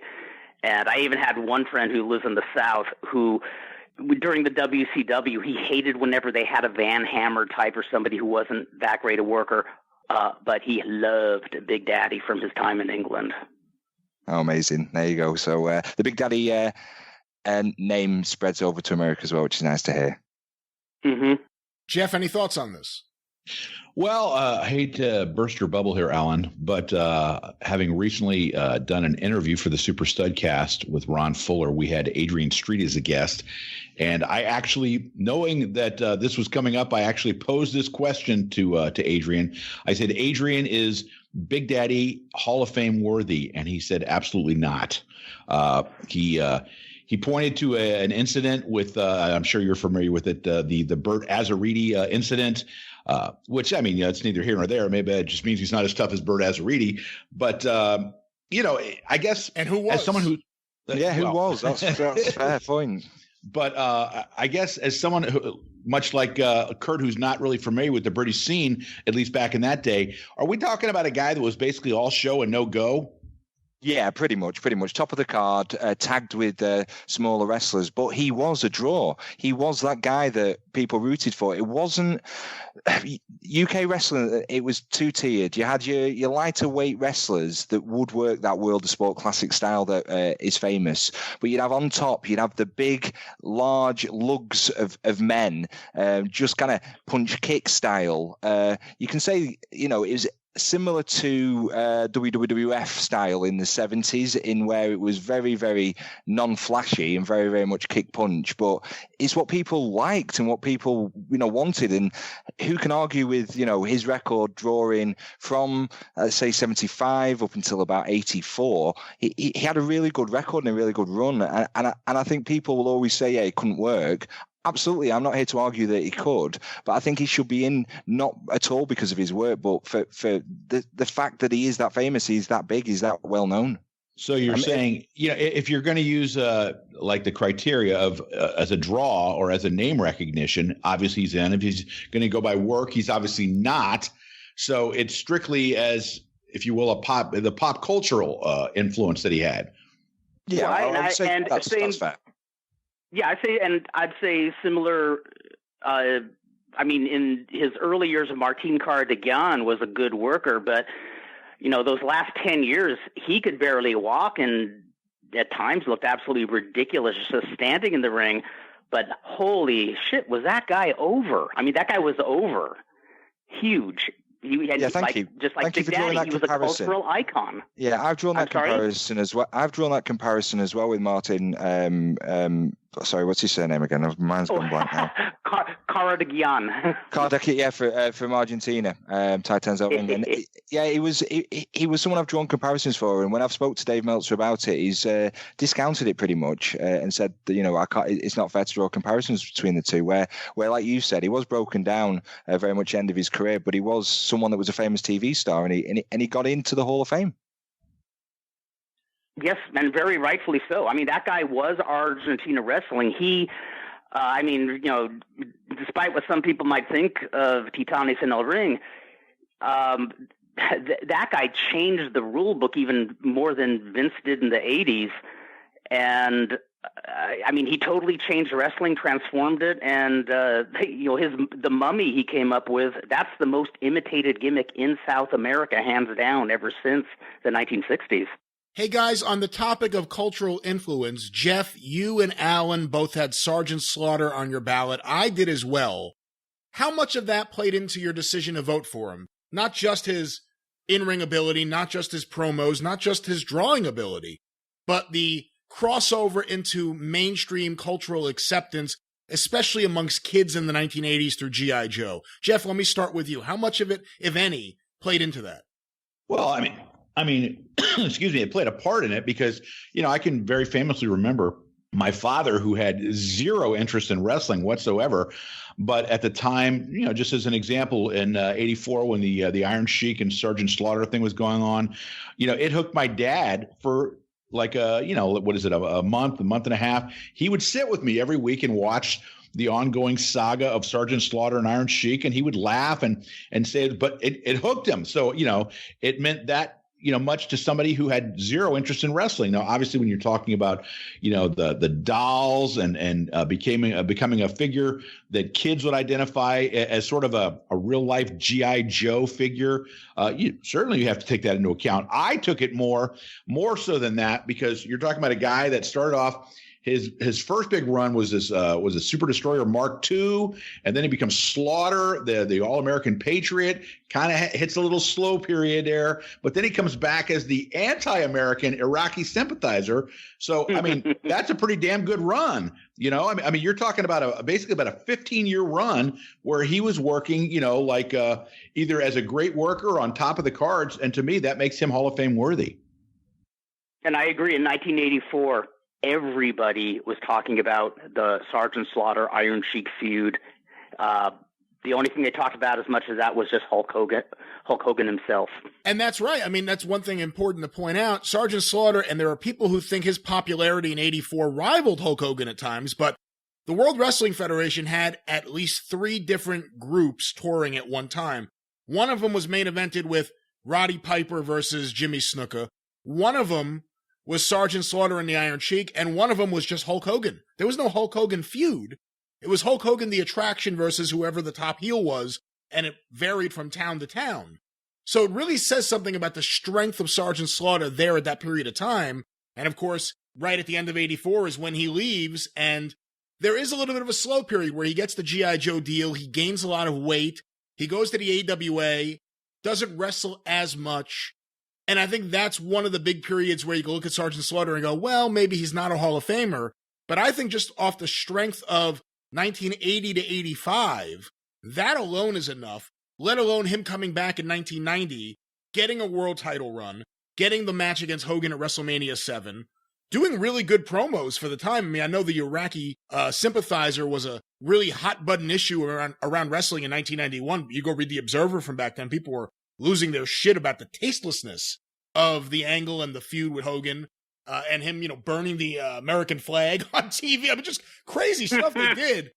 But I think that and I have a similar argument for Junkyard Dog, if you just base it off 1980 to 85, that's a Hall of Fame run. That's a 5-year Hall of Fame run. See what I'll say is, a lot of people, when they ask me, who would you vote for? They give me 3 names. Like they'll say like Sergeant Slaughter, Junkyard Dog, or Kerry Von Erich. Okay. And the reason that I picked Slaughter, and all 3 of those guys, if you want to give them a 5-year run, are Hall of Fame worthy. Because I know there's a lot of people that are Junkyard Dog supporters when it comes to the Hall of Fame. The reason I give it to Slaughter over the other 2 guys is because he had more longevity. He reinvented himself, or they reinvented him as the anti-American guy into the early 90s. And you didn't even mention it, Brian. The run he had as Super Destroyer Mark II and the AWA he did a great job in that gimmick. That's when he really first became recognized in the business. So he had 3 different runs. One is the tag team partner with Lord Al Hayes in the AWA. His first run in the WWF as Sergeant Slaughter, then the run in Mid-Atlantic, the run back in WWE, and then reinventing himself at WrestleMania 7 in that character. That's a lot of stuff that was accomplished. And yeah, he had the dead period where he'd gained weight. You're right. But to me, that gives him more of a resume than even Junkyard Dog or Kerry Von Erich. And I want to say that also, that if you went through the whole list of Hall of Fame members, I'm sure a lot of them had some period in their career where they weren't all that. And so I don't think that should discount somebody from the Hall of Fame. Allan, what led to you voting for Sergeant Slaughter? To me, he was one of my favorite bump takers of all time, especially as a heavyweight. When you look back, he was great at taking some big bumps over the years, and he wasn't afraid to do that even into the 90s. And I remember a bump he took at Royal Rumble 92. He was launched out the ring by Sid, hit the ring post on the way out over the top rope. It was awesome looking, and I still remember that bump to this day. And that's very, very hard to say with the amount of wrestling matches nowadays, but that obviously wasn't the reason I voted for him. It's important for perspective reasons to realize I wasn't around in 1984 in the US. So I'm looking at this through secondary eyes, through research on how big he was. And from that run up to 84 as the Slaughter character, he was huge. He was well known. And, I can go back to the argument I said about Big Daddy, about how well known he was as a character outside wrestling. And I think you can't discount that, but he was a great worker. And touching what Kurt said about we shouldn't discount how he was after the WWF run in '84 when he went around to the AWA and then eventually came back in the early '90s. People like Dave Meltzer will discount that as a reason or a negative not to vote for somebody, and I think that's unfair. If you've had a Hall of Fame run in a certain period, then you've had a Hall of Fame run, in my opinion, and I think he's someone that I've always voted for in the years that I've had a vote here, and it's someone I think who should definitely go in. And looking at where he was, he's on 51%, so he's in that range now where people go in, that there's going to be more people looking to vote for him. But I think as well, he's one of those people that if he doesn't get 50% this year, Brian, that he'll be off the ballot. Brian, if I could, a lot of people, when they talk about going back to the Junkyard Dog, when I look at him, he had a 5-year run in Mid-South where he was absolutely electric, had the short run as the second banana to Hogan, where he was really popular, but had begun to put on the weight and really lose a lot of his appeal. But I guess, when it comes to Junkyard Dog, when it comes to Kerry Von Erich, when you consider his sort of like run of incredible popularity, it's sort of, to me, is like voting a guy for either the Football or Baseball Hall of Fame who was a tremendous player, like all world everything, but only lasted 5 years. Hey, Koufax is in there for 6 years. No, I understand it. That was the argument that was made against Gale Sayers, for God's sakes, is that he really only had a run of about 6 or 7 years. Same with Butkus. And I know recently Terrell Davis, that played for the Broncos for years, that was tremendous, but he blew out his knee and he was done after 5 years. And so you have to ask yourself, does a 5-year career, does that make you a Hall of Famer? And, there are some guys that the answer is yes, but there are other guys that is taken into account, and you have to factor that. Well, there's a term that I've started using during this recording, which is maximum impact. And what I mean is Satoru Sayama, and people who are listening are probably going to be tired of me saying this over and over again, but Satoru Sayama, the original Tiger Mask, is in the Hall of Fame, and rightly so, for 2 years. For the impact he left on the business and he made on the business in 2 years. Junkyard Dog had maximum what? I'm sorry? I think Sayama's impact was a little longer than 2 years. No. I'm sorry. I'm not saying his impact was only 2 years, but I'm saying the impact he made during those 2 years and after it. I'm not saying the impact was only 2 years. I'm certainly not saying it. His impact is being felt today. Yeah. But I interrupted. I'm sorry. But that's maximum impact. And I think with the Junkyard Dog, more so to me than Kerry Von Erich, I look at maximum impact. And what would Mid-South Wrestling and what would Louisiana Wrestling be without the Junkyard Dog?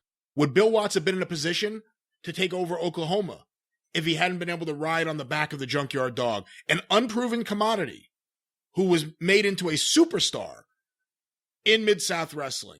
And I think if you look at 1979 through 1985, and you may even be able to argue 1986, Junkyard Dog had a Hall of Fame run because he was, again, not the greatest worker, although I also think because of how bad he got as a worker, he doesn't get enough credit for being an okay worker in the early 1980s before he started gaining weight, before he got lazy. After he left Bill Watts, it was another story, although the WWF put him with Terry Funk and that hit a lot of it in 1986. But look at the impact he made on the territory. If the territories hadn't gone out of business, I think we were already starting to see in 1984, he was going to be a touring attraction. He went to Florida, he went to World Class, he went to Mid-Atlantic, he went to Memphis. He was going to be one of those guys, if the territories hadn't gone out of business, that would have gone from territory to territory. Now, we can't vote on could have been or would have been or what would have happened. But I think if you look at the impact he made, and then you look at also the crossover appeal, he was one of the first mainstream stars of the expansion era. Every kid I knew who the Junkyard Dog was. I knew who he was before I was a wrestling fan. From the cartoon, from the action figure. He was on the cups that were in 7-Eleven. He was one of the first mass-marketed wrestling stars of Vince McMahon's expansion era. And I think you take all of that into account, and there's a lot to weigh against it. The weight gain, the drug abuse, the Ric Flair match in 1990, which was the worst Ric Flair match anyone had seen up to that point. There's a lot. Including the Kerry Von Erich one? What was the bad Kerry Von Erich one? The Kerry Von Erich one where Kerry was so coked up that he was half conscious. That could have been a lot of Kerry. No, there's one specific one where he apologized on TV the next week because he said he was in a bad place because his dog died. And Ric Flair, if I remember right, I think Ric Flair had to carry him for an hour when he was just completely out of it, and it didn't fool anybody. There were a lot of dogs dying in Dallas in the early 1980s. I'll just say that. Maybe some cats too. But that sounds like a phrase like jumping the shark. I like that. There's a lot of dogs dying in Dallas. Yeah, and cats in Tokyo, yeah. But that's part of my argument for Junkyard Dog is the actual impact he made on... And the maximum impact, I never even thought of this, but for the first time in my life, I'd compare John Tolos to Tiger Mask because in 1971-72, John Tolos and Fred Blassie were professional wrestling in Los Angeles. I mean, that was talked about for decades after. Well, Kurt, let me ask you about someone on your ballot that I found interesting, and maybe this is a maximum impact equation here, but you voted for Kenny Omega. I personally see it as too early to vote for Kenny Omega, and I also kind of have an issue in general with voting for guys who are so active right now, who are in the middle of their careers, because we don't know how things are going to play out. Explain your decision to vote for Kenny Omega. Was it purely based off the strength of a year and a half, 2 years of those matches in New Japan, those Okada matches? What made your decision to vote for Kenny Omega so easy? That was, wasn't an easy decision. It's not that often I'd vote for an Omega-like person, but he's somebody who just draws me to the TV set, and that's a very rare thing for me these days. If you want to ask what it is that run, like the Okada run. That's what got me turned on to him. And, it's not, part of it is his technical work, but a big part of it is I just love the way he sells stuff. He just seems so in tune throughout each match. I don't know what to say. I'm a huge mark for him now. Here's one for you, Brian. Name a better North American wrestler of this decade or this century that's not in the Hall of Fame? AJ Styles is in the Hall of Fame. Bryan Danielson's in the Hall of Fame. I'm trying to think of Seth Rollins. It's debatable if he's at that level of worker. I think at times he has been, but it's been inconsistent, especially in the World Wrestling Federation, in WWE. But I mean, that is a good argument for Kenny Omega right there, Allan. But part of my thinking is, and I would even apply this to AJ Styles and Bryan Danielson, more maybe Bryan Danielson than AJ Styles, to be quite honest with you. If guys are active, and I actually, now that I think about it, I think Bryan Danielson may have been retired when he was voted in. But if guys are active, I kind of want to take a back seat. Guys never retire, but I want to wait until maybe someone's at least 45 years old, that I have enough of a body of work to evaluate. Jeff, what do you think about this? I got to tell you, that's exactly the reason why I didn't put Kota Ibushi on my ballot, because I think Kota Ibushi is probably right now. I think him and Okada are just right neck and neck as to who I think is the best wrestler in the world. And Kota Ibushi, I've yet to. I mean, I know he had the run where he was out doing the kind of stuff that Cornette criticizes Omega for doing, the kind of crazy stuff. But you watch that guy, and I keep waiting to find a weakness in that guy. But I understand, even though he looks like he's 19 years old, he's 35 or 36. But as active as he is, he's still an ongoing wrestler. And I just don't, it'd be like voting for somebody that's in the NFL playing right now. We have guys that are in the NFL. That we know are eventually going to get there, but it's a little early to vote for them, and that's why I wouldn't vote for Omega or Ibushi, because they're both still active. And I generally agree with that totally. And I don't think I've ever voted for Danielson or Styles. You could correct me if I'm wrong if you look at my past ballots, but another thing I like about Omega is, a lot of people complain that there's no characters in wrestling, and I would much rather watch Omega wrestle than Danielson or AJ Styles, because Omega's one I would recognize out of the lineup of the three of those right away, where AJ Styles could walk right past me and I wouldn't recognize him. Well, let me put this to the round table here, because this may be something that proves I'm a hypocrite when it comes to this. I think that people have said that before. I think that Okada, people being you, I think that Okada is a clear-cut first ballot Hall of Famer, even though he's in the middle of his career. Do you guys agree with it? Does anyone disagree with that? No, I absolutely agree with that. That guy's amazing. I agree with it too. He's just turned 30. I agree. All right, well, let me ask about another controversial one, or maybe not controversial, but an interesting one. Jeff, you and Kurt both voted for Rocky Johnson, and I could recognize what a big star Rocky Johnson was in various different places, but I look at Rocky Johnson, and I hate to use this name as the point, but it really is the guy to use. I look at Rocky Johnson as being at that Dick Murdoch level of right at the cusp. And maybe even a little bit below that, quite honestly. I don't know if he was above a Dick Murdoch in terms of how I would view him on the ballot. Give me the defense for Rocky Johnson. Kurt, let me go to you first. Why do you think Rocky Johnson belongs in the Wrestling Observer Newsletter Hall of Fame? Well, for one, I thought he was an excellent babyface. I think he's one that people just raved about back in the day. And as I recall, I think he was a pretty good draw in a lot of territories. And, I think it weren't for the times, I think they would have considered him as an NWA possible contender. I think it wasn't Irv Mushnick. Who's the other? Wait, there's Phil Mushnick and Irv Mushnick. I can't remember when Sam Mushnick passed away. I think one of the Mushnicks, was saying, don't go overboard with thinking my dad was super progressive, because I think they mentioned something about people asking if Rocky Johnson was a contender, and it was a flat out no. Well, neither one of them, let me just clarify, neither one of them were Sam's children. Irv was Sam's nephew, and Phil Mushnick has no relation to the Mushnick family of wrestling. Oh, then it was the one that's related. Not the first time I made a fool of myself, and it won't be the last. Jeff, Rocky Johnson, why is he a Hall of Famer? Okay, so this question actually came up on our podcast, Breaking Kayfabe with Bowdren and Barry at bowdrenpod.com. But anyway, and of course, my co-host Barry has known Rocky and his family since he was literally like 10, 11, 12 years old, and, was president of the Rocky Johnson fan club. So I asked, the question was asked because someone on our Facebook group had said they don't think Rocky Johnson's a Hall of Fame worthy candidate. And so we put it to Barry. We said, why is Rocky Johnson a Hall of Fame candidate? And he said, the guy was a headliner every single territory that he, because the question came up, where's he ever worked? Where's he ever been a headliner? And everywhere.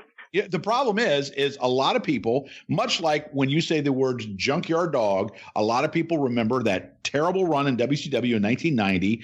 They remember him, starting to gain weight in WWF, 86-ish. And the problem with Rocky Johnson is the Rocky Johnson that a lot of people remember is the Rocky Johnson, just after that run with Tony Atlas, when he was kind of there and, being phased out of the WWF, and they forget the run that he had in the late 60s in California, early 70s, when he was working. The 70s, he literally worked, I think, pretty much everywhere but the AWA, and he was put over everywhere. He had an amazing run in Florida. He was put over in Georgia, for God's sakes. A black man during the early 70s that is put over as your Georgia heavyweight champion. That's pretty progressive stuff, I got to be honest with you. And other than calling him Soul Man, they didn't play a lot on stereotypes. And I'm actually right in the middle of his book, which, by the way, is actually pretty good. I have to give credit to Rocky and Scott Teal. It's a good book. He talks about the fact that there were promoters that wanted him to basically, excuse me for saying this, kind of do the Rufus R. Jones step and fetch it kind of thing. And he absolutely said, no, I'm an athlete. That's how I'm presenting myself, not as some sort of character. I'm an athlete, and that's the way I'm presenting myself. And, I was going to say, it probably took a lot for him to do that back in that time period, because there was a lot of promoters that absolutely wanted him to do that. And something where I should give props to Sam Mushnick is he was one of the few promoters who would not bill him as the Soul Man, and that was Mushnick's call. And you should have seen the flurry of drop kicks that guy would throw in the early 70s, which is something I challenge even workers today to do the way he did. Yeah. It was poetic. But, Brian, I'll give you credit. I mean, the Dick Murdoch comparison, as far as being on that cusp, that's not something that's completely inaccurate. I get the people. But let's put it this way. If he's not in the Hall of Fame or shouldn't be in the Hall of Fame, he's got to be right in that group that are just underneath it at the very least. This guy was a big deal during the 70s. I can tell you that. Well, Allan, you and I both voted for Bearcat Wright. I'm curious, Jeff and Kurt, why didn't you vote for Bearcat Wright? Quite frankly, I didn't know enough about him, but I can tell you. It's not that I don't think he shouldn't be in. It's just I think there are a lot of more characters ahead of him, and also history has changed on him. A lot of people rave about him, but a lot of people were not too keen on him way back when, because the Blassie incident, however. Well, I can tell Kurt, I can tell you based on what I've read in Rocky's book, Rocky was not a big fan of his because he pulled some shenanigans with Rocky involving the sale of a car that he didn't own. So that's a pretty great story. I never heard that. Yeah, well, and same with a lot of people praise Thunderbolt Patterson, but I suspect even a lot of people who praise him today hated him way back when, because of, I think it was kind of a business loyalty thing. They struck out against the business. And Bearcat Wright didn't do any favors when he had one of his wingmen for, his movement against pro wrestling be Ron Pope. Yeah, that's true. That's a good point. Allan, what led you to voting for Bearcat Wright? And for the record, I voted for him as well. And of course, he did get in this year. Well, I think the main reason everyone talks about was being, quote unquote, the first black world champion in WWE. He beat Fred Blassie, and from there, he was a draw. He was a draw all over wherever he went. He worked Florida, worked San Francisco, he worked in Hawaii, all around Canada, Australia. He was a draw wherever he went, and for a long period of time, from what would have been 1960, something like that, he won the title. When would that have been? 63. Was it when he won the title? I think. But yeah, he was blackballed, wasn't he, from WWE? He was someone that was not talked about well amongst other wrestlers, but being the first black world champion, being a big draw wherever he went for a long period of time, I think for me that's the reason I voted for him. Now, Jeff, you didn't vote for Sputnik Munro. I did, Allan did, and Kurt did. Why didn't you vote for Sputnik? Do you think there's a case against him? Well, let me just say this, and this is not why I didn't vote for him. I had someone tell me, and quite frankly, this is a question I need to ask Ron Fuller. There is someone who told me that the whole advocating for the blacks to be in the building and at ringside, that he's so famous for being supportive of that, was basically something that was advocated by the promoters themselves, but they put Sputnik out in front of it as a way of getting Sputnik over. Have you ever heard that story? That is one of the versions that has been told. I think even Dave Meltzer has said it. And yeah, there is a lot we don't know. That's not why I didn't vote for him. I'm just saying, Yeah, there is a lot we don't know the inner workings of, obviously, in 1959 in Memphis. Sure. We can't deny that he got arrested for hanging out in the black clubs on Beale Street. I mean, there's a lot that actually got into the newspaper, and he certainly was a major star, and they had that match, him and Billy Wicks, with Rocky Marciano as the referee, which drew the biggest house in Memphis history. But in terms of who said what and who knew what, Sputnik was there. A lot of people have said Roy Welch was the one who made the decision. Obviously, Buddy Fuller. A lot of people forget. A lot of people just think it's Roy Welch in Memphis, but Buddy Fuller was the one running Memphis for his dad at that period of time. He was the one booking it. He was the one listed as the promoter in the programs. So I think there is a lot that we still need to discover. But go on. I didn't mean to jump in there. No. And if I could sit here and say, well, there's a specific reason why I didn't vote for him, I couldn't give you that. You called me out on not having 10 names on the ballot already. So maybe he should have been the 10th one. There's so many people I'd love to vote for, but you get to pick 10. So well, and you like to think that, and here, this is probably the third time I referenced it, but when you think about a baseball Hall of Fame, basketball, football, whatever, you like to think that someone is either there shouldn't be any, and, you just said that you were talking about Rocky Johnson. To you, Rocky Johnson is and if I think if somebody is either like, oh yeah, they're in, or if they're a maybe they shouldn't be in, and maybe that's the reason why I didn't vote for Sputnik. Maybe he was a Yeah, for Baseball Hall of Fame, I would make it the comparison. Let's say there's Willie Mays and there's Harold Baines. Yeah, exactly. And they're both in the Hall of Fame, and one of them is, it's impossible to say Willie Mays isn't a first ballot Hall of Famer. With Harold Baines, here's a good one, Brian. Ted Simmons just got in. Okay, exactly. That's a great my dad is a huge St. Louis Cardinals fan. Okay, and I remember Ted Simmons being a really, really good baseball player. Okay, for the Cardinals, and I think later for the Brewers. But you know what? When I think of a Hall of Fame baseball player, Ted Simmons is not the first guy that pops into my mind. I'm sorry, and neither is Harold Baines. You're absolutely right. And you know what? Maybe that goes to an issue I have with who actually does the voting. Because Harold Baines got in because of the Veterans Committee, which was former players voting for another player. And with the Observer Hall of Fame, obviously there are 4 categories: historians, reporters, active wrestlers, and retired wrestlers. And that's where you start to see maybe personal feelings get in the way of voting, in the way positive or negative. I mean, Olli Anderson's on the ballot next year. Is Olli Anderson going to get in? Are enough guys out there who don't like Olli that they'll say, no way, I will not vote for him, and I don't know why anyone would. And here's another question is, do you vote for the guy that's or do you vote for the guy like Junkyard Dog or Kerry Von Erich that's a 5-year wonder that for those 5 years was absolutely Hall of Fame, but maybe just didn't last as long as a Hall of Fame caliber wrestler? I think with me, the Tiger Mask rule is what I apply. Maximum impact for 2 years. So if he can get in for 2 years of impact, and look, it's a major impact. It's being felt today. But that means, to me, if you could have 5 years of a Hall of Fame run, that, to me, is a qualifier. And, it's come up on this show. I'd like to get everyone's thoughts here. But I don't look at Tully and Arn with JJ as Hall of Famers. I think you can make an argument for Arn Anderson. And quite frankly, if Murdoch's not in, I don't know if Arn should be in. You can make an argument for Tully and you can make an argument for JJ.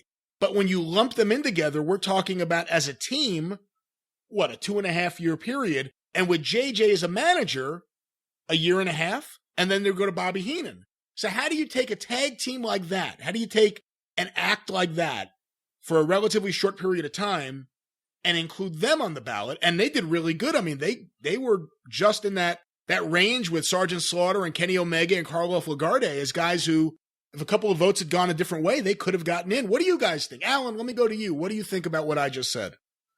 I don't think it's long enough. You have to consider, it says with Dillon. So with JJ Dillon, it's 18-month run. Max. It was a great 18-month run. Fantastic. One of my favourite teams. Not going to deny that. But it was just that short of a run. And with Dillon, there's something about it just doesn't feel right for me to commit a vote to it, considering that I wouldn't vote for someone in the lucha category at the moment like Mystico, who was the biggest draw for 10 years around the world overall in the first part of the decade or the century. So it's a bit strange for me to kind of go, I'm going to vote for Blanchard and Anderson for personal reasons, purely as a fan. Yeah, one of my favorite teams, but for Hall of Fame, no. I got to totally agree. I used to love, I was watching pretty regularly when they were a tag team. I loved watching them, but I don't think there was this lasting impression, especially with the casual fans. I think there's something to it. I got to say, when I'm looking at the different categories of people who are voting, I'm most intrigued with the active wrestlers, especially compared to the retired wrestlers, because I'm looking at just the diverse, just the variety of people Johnny Saints on top, Los Brazos second, and then there's Gado number 6. They have quite a variety. And I just remember back in the day, at least the American wrestlers I knew were so just opposed to the Mexican style.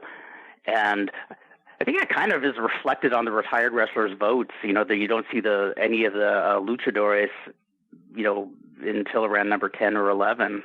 So they're voting for some of them, but I'm really impressed that a lot of the active wrestlers seem to have such I don't know, such diverse taste. I mean, when I saw Zack Sabre Jr. wrestle Negro Navarro and then after the match get down and bow to him, you would you wouldn't have seen that in the early 80s. Jeff, what are your thoughts on Blanchard and Anderson with Dillon and using that as an example for longevity? I did not vote for them. I think they were a great tag team that did not last long enough. Your maximum impact standard there. The other thing that I have to point out, and I know people are probably going to really shit on me for saying this, but as great as they were they the greatest team working at that point? Were they as good as Bobby and Stan? Because the Midnight Express, even though they weren't as pushed as hard as Blanchard and Anderson, I thought were a better team. That we just so happened we had two really great teams going on, but at that point, my favorite tag team was the Midnight Express. It wasn't Tully and Arn. That's not to poo-poo their accomplishments when they were working with JJ. They were fantastic. They were working the top of the card, but I didn't find them as good as Bobby and Stan. And based on that standard, I did. By the way, not to jump back and forth here, but I wanted to jump back real quick on the Dick Murdoch thing when we were talking about that. At the last Fan Fest that we had in Tampa, we had Barry Windham and J.J. Dillon discussing it. And that question, because it had come up on our Facebook group, I said, guys, I want you to tell me, look out to that crowd and tell me, tell these fans, is Dick Murdoch a Hall of Famer? And Barry Windham said, Dick Murdoch is a Hall of Famer, slam dunk. No question about it. And JJ absolutely agreed with them. So I just wanted to throw that point in too. Well, let me throw something out there that may be a little bit ridiculous, and I hadn't thought about it until this moment, but we're looking at Blanchard and Anderson with Dillon, but let's just say Blanchard and Anderson.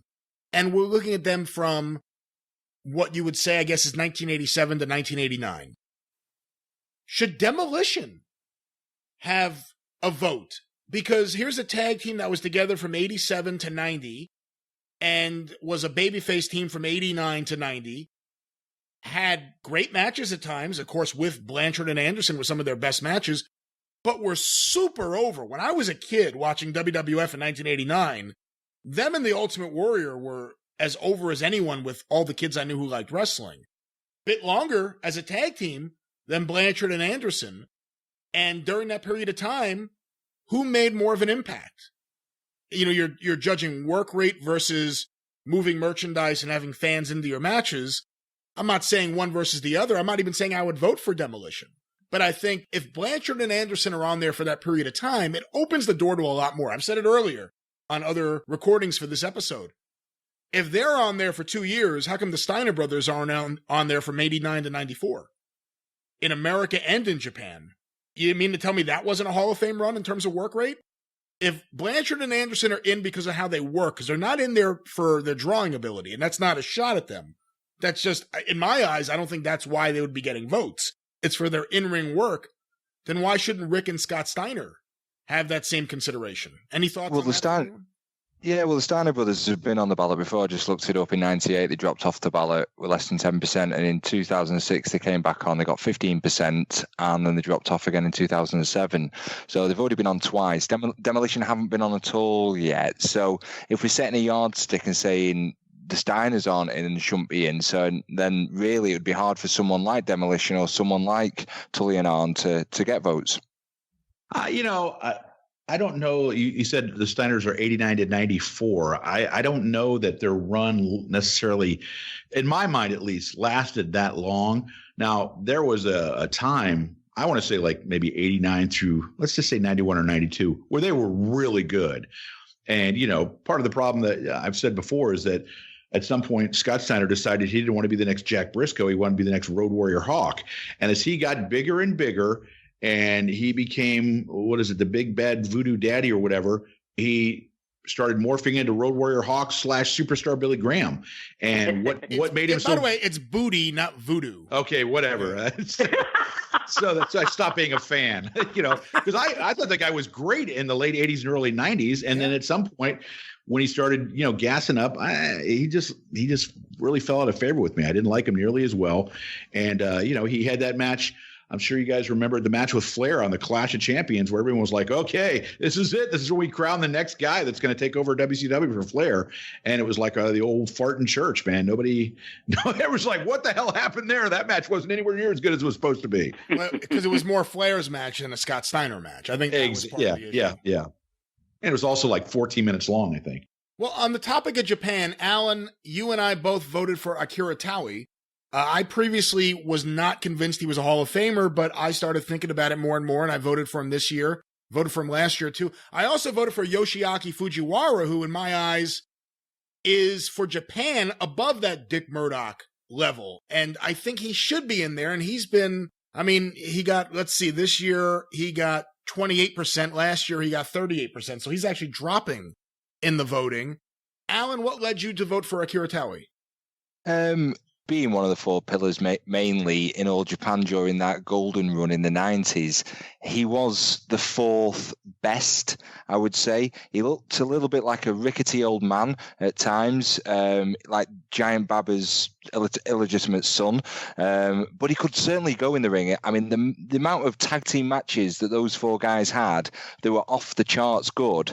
Yeah, you can argue he could be carried once, twice, but, you watch them in real time. I followed All Japan, and I was lucky enough to get tapes within 6 months at the time, but, following 95, 96, 97, and then caught up in the earlier years, his just output was just absolutely phenomenal. And I think it's very, very hard for someone who watched that at the time and to see it at the time, and the influence of that style of wrestling to this day, it's very hard for me not to have voted for him. A topic that came up on other segments here was the idea of tag teams being a separate category, and how in some cases it would lead to someone being inducted more than once. But if they're in a Hall of Fame tag team, maybe that's necessary. Steamboat and Youngblood being an example. Rock and Perez being an example. Do you think maybe what hurts Akira Taue is that he's on there alone as opposed to Akira Taue and Toshiaki Kawada? He was on my ballot last year, and I didn't have him on this year. Actually, I remember you, I think on the same type of broadcast this time last year, you kind of asked me why. And as I began to think of it more, much like Allan just said, he was the fourth guy in the group of four. He was the least of the four. And quite honestly, the other name you brought up, Fujiwara, I think you could make a better case for Fujiwara and his impact, not only when he was wrestling, but training the young stars in the UWF and becoming such a focal point of that promotion. He was basically Minoru Suzuki before Minoru Suzuki. He's another guy I wanted to vote for, but, I just wanted to vote for 10 other people more. I loved watching him in the 80s. There was this presence about him. He looked like an old alley cat who just gets into scraps, and just doesn't take crap from anybody. He was something to watch. Yeah, Brian, I'm sorry, Kurt. You were talking about tag teams. He just looked so badass. His tag team with Kazuya Yamazaki was amazing. That they were able to come to, they're in New Japan. They're essentially working a UWF style, but they're so good at what they were doing that they made the matches entertaining within a New Japan style. All right. Well, another name I'll ask everyone about. On your list, Jeff, you voted for Blackjack Mulligan. You're the only one on this call who did. I think you may be the only voter I've talked to who did for this episode. Why did you vote for Blackjack Mulligan? Make the case. Well, here again, as I'm looking and thinking about the impact during the now, obviously, if we're talking about Blackjack in 83 and 84 in Florida, that's not a Hall of Fame guy. It's nowhere close. But, the impact that he made from about, let's say 72-ish, maybe 73, from his run in the WWF, his tag team with Lanza, and most importantly, they were a big deal out in Texas too.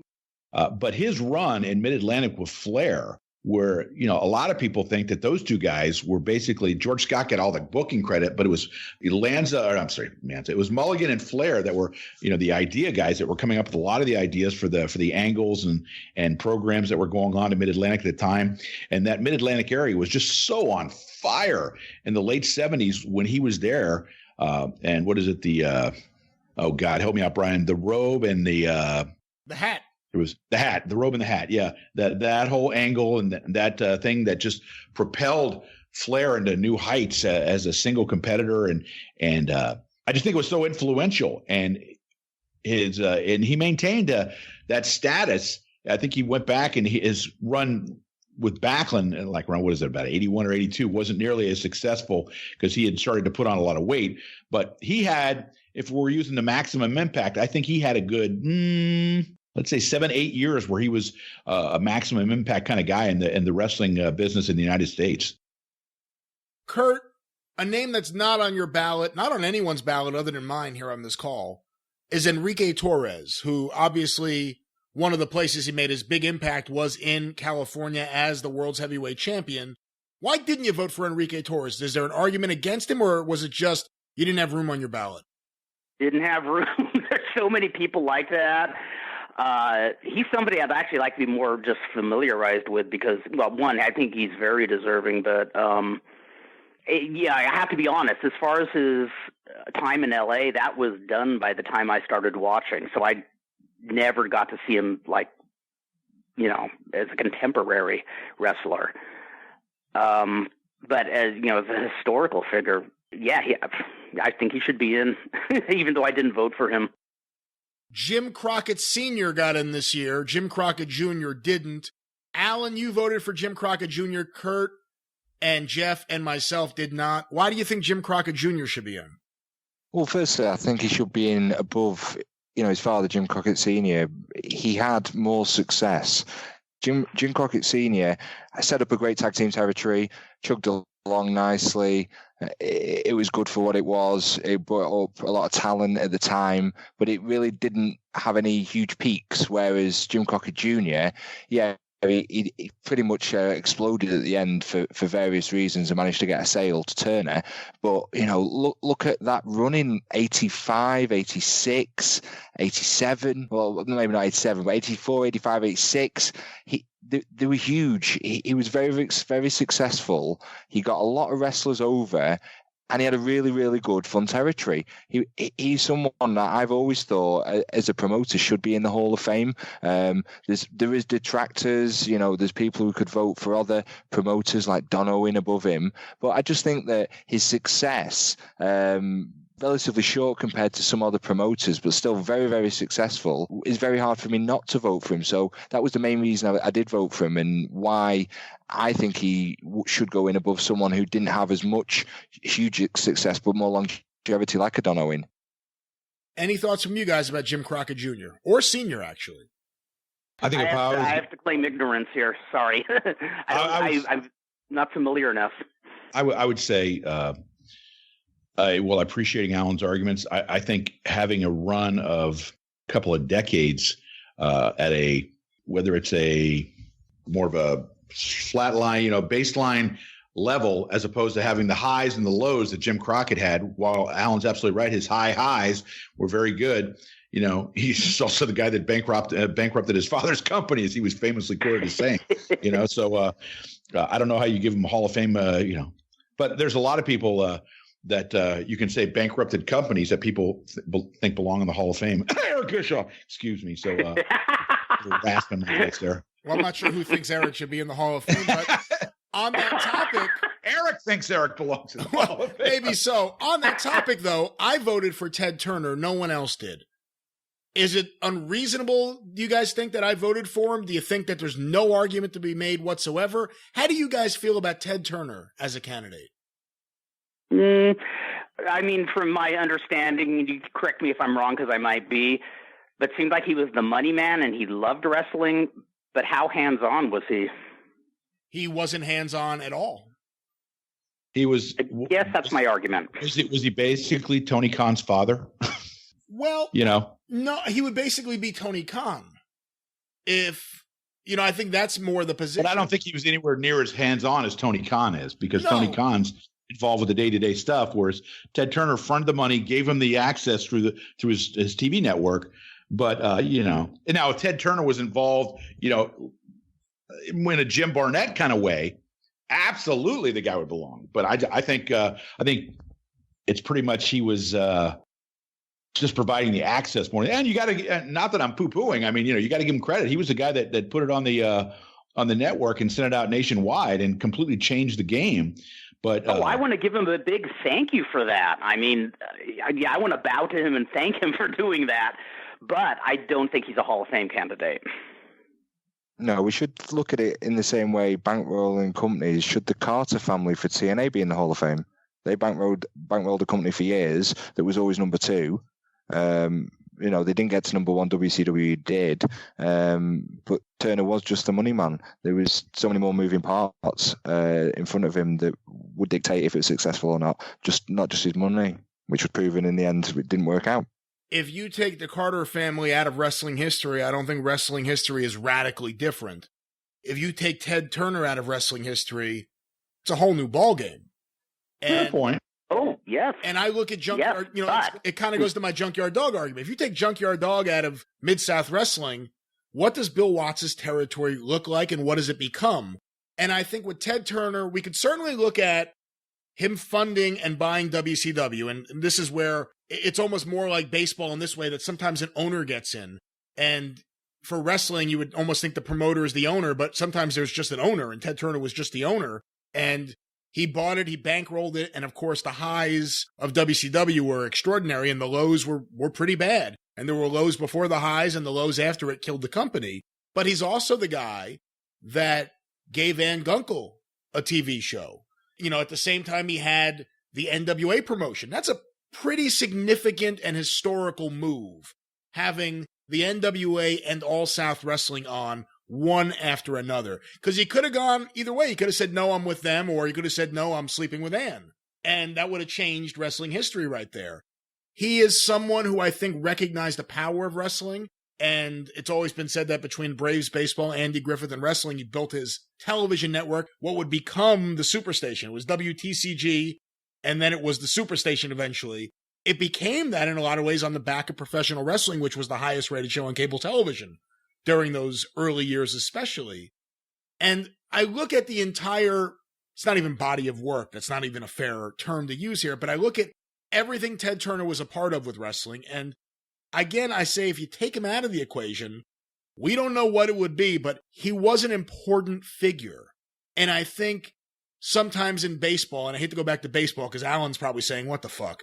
But I think sometimes with Say Premier League.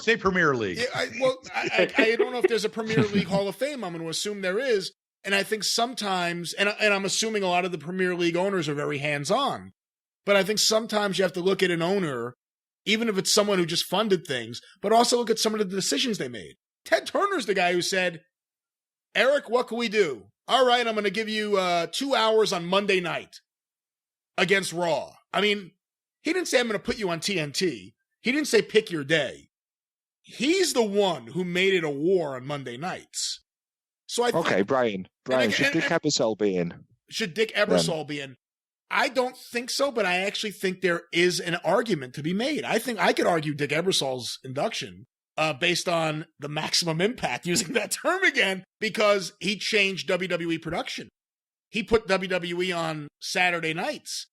I don't know if his influence is as strong as Ted Turner's, just because of the difference in positions. But I think actually, Allan, if you wanted to come up with an argument against Ted Turner, I think that's a very strong one to put someone like Dick Ebersol. Bonnie Hammer, same thing. I think, there are arguments been made against it. I voted for him this year. I don't know if I'll vote for him again, but that was part of my thinking was if Ted Turner wasn't there, we're looking at a radically different wrestling world.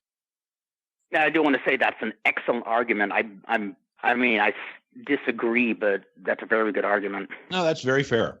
Well, that's the fun of all this, is that we can disagree or agree. And quite frankly, if we're voting on the Observer Hall of Fame, it's discussions like this that I think inform not only the people who don't vote, but can help us, can inform us for the future when the ballot comes in next year. Before we wrap things up, let's get a few more names in here that you guys voted for. Allan, you voted for Gado as a booker. Give me your thought process behind it. Most bookers burn out very, very quickly, historically, or they take turns at Jarrett and Lawler or someone in Memphis like that. So to have the run that he's had, with the success he's had, and the different moving parts he's had to deal with the jumps to WWE from AJ Styles, and then had to replenish the Bullet Club, being kind of the driving force behind the whole Bullet Club idea, pushing the stars on top, where having Tanahashi as the ace for years and years, but knowing full well that Okada was going to be the man to supersede him and be the focal point of the company, and the downgrading of Tanahashi as well has been masterful booking, and just bringing new people into the mix. Even, there's arguments Naito the trigger should have been pulled in the past, and maybe that's right because he's broken down a bit now, but they've elevated Jay White. They keep people coming up, and there's still a lot of future in there, New Japan, with some of the younger guys coming up. So I think Gado hasn't burnt out yet, and I always put trust in one promotion, that's New Japan, to deliver when it's time to deliver, and they do more often than not. And I think it's very hard to look back in history and look at a run of a promotion that a booker's had that's been as successful for as long as Gado's had. And you know what? If you're someone who thinks Omega right now is a Hall of Famer, how much of that is on the back of Gado? How much of that was him? He lost AJ Styles. He had to rebuild what he had there with the Bullet Club. And he took someone who would traditionally have been a junior heavyweight and elevated him, and it worked out spectacularly well. But Jeff and Kurt, I'd like to get your thoughts. Jeff, let me go to you about Gado being in as a booker, because I know you've watched a lot of New Japan the last several years. I think sometimes you really, what's the old Arn Anderson line? Adversity introduces a man to himself. And I think Gado, as Allan just said, was put in a position where he had to think quick, make decisions quick, push people that maybe he hadn't planned on putting in certain positions. Maybe he was going to elevate Jay White a year later, but now he's put in a position where he's got to elevate Jay White now. And I'm just using Jay White as an example. The decision to go with Okada and all that. But I really like when a booker has to make decisions when he's suddenly put in a position where, okay, it's time to change the game plan here. What have you got for us? And historically, we've now seen that he has been able to, on the fly, if you will, make those decisions that have, bettered the company. I have to say, the only reason I didn't vote for Gado was because I know I've heard about what a great booker he is, and I don't doubt it in the least. I haven't followed New Japan that closely, but what I have watched of New Japan is because of Kenny Omega, and that's because of Gado. So maybe I have to read more up on him, because I've had several people, especially Fredo, just raving about his booking ability. Well, a couple more things before we wrap things up. This year, Paul Pons was put into the Hall of Fame as a historical oversight. He wasn't on the ballot. He was just put in because of, I guess, the advocation by Pat LaPrade. Previously, this happened to Martin Kardashian, as we talked about. You were one of the people that really pushed hard for him. You ended up co-writing the bio that appeared in the Observer.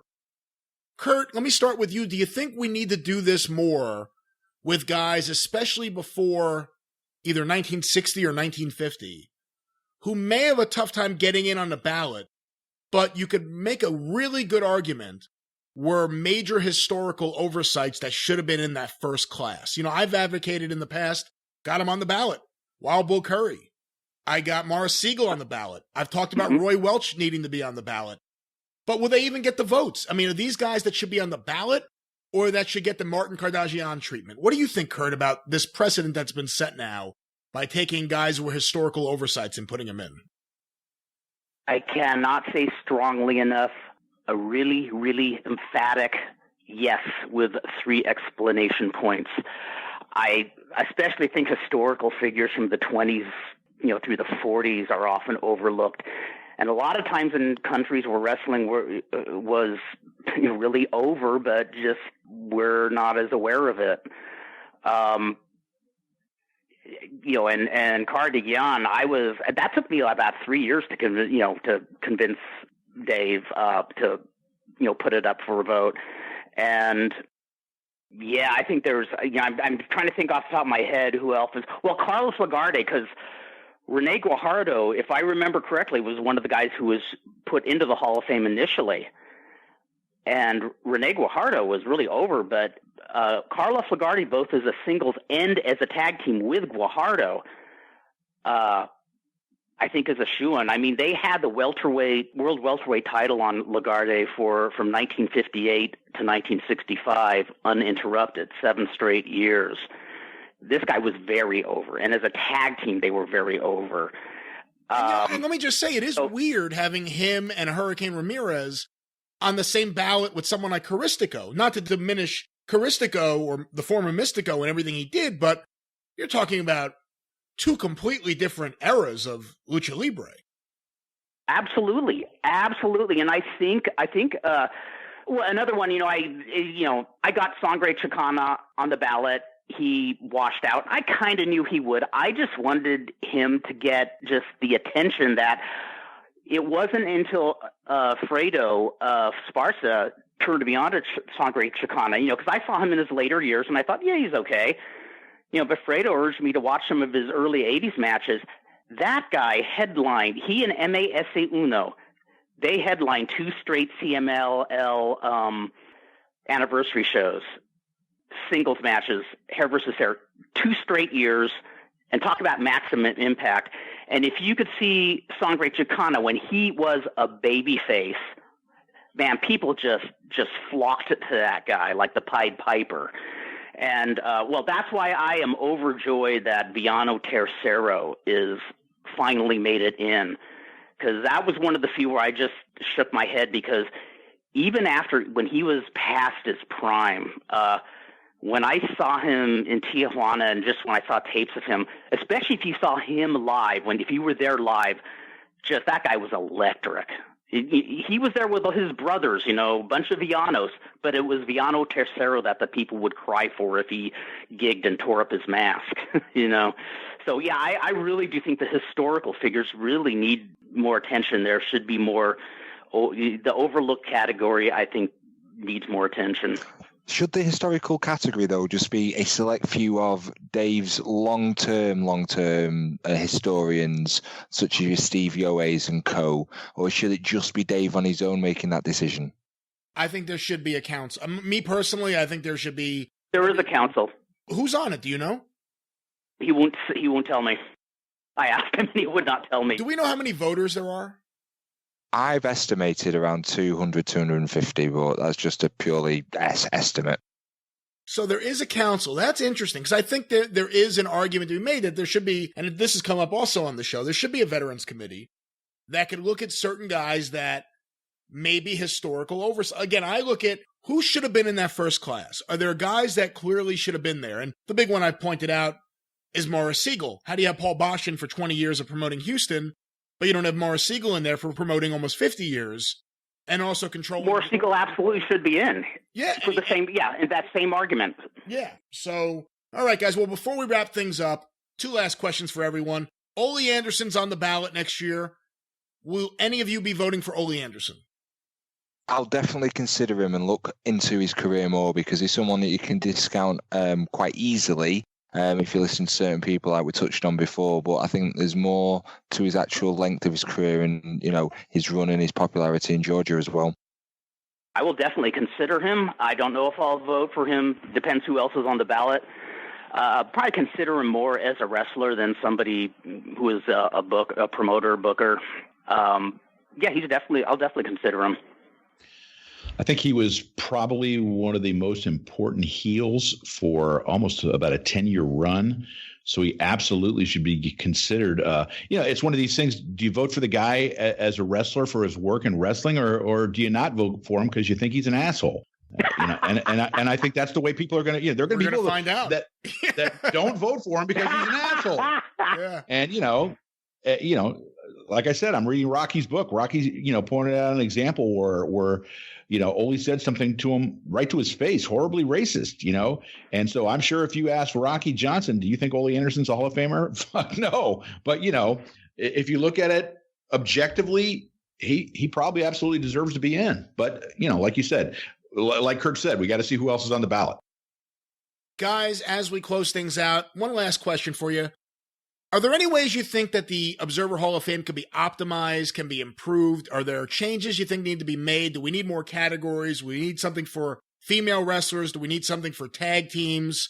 What could be done to change or modify the Observer Hall of Fame, optimize it, to use that word again? Or do you think it's fine the way it is? Allan, let me start with you.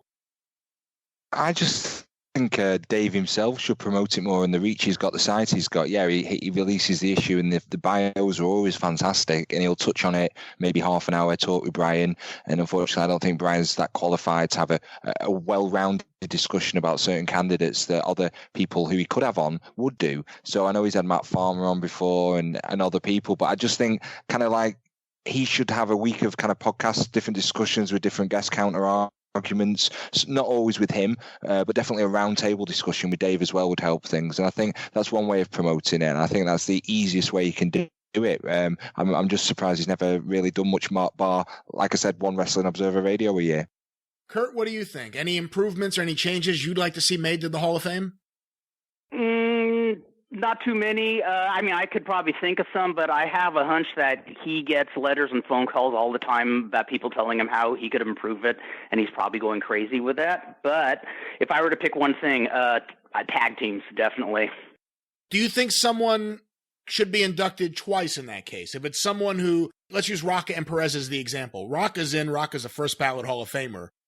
But do you think Rocca and Perez should be in, even if Rocca was absolutely, just as Eddie Graham should be in as being Eddie Graham and as for being one of the Graham brothers.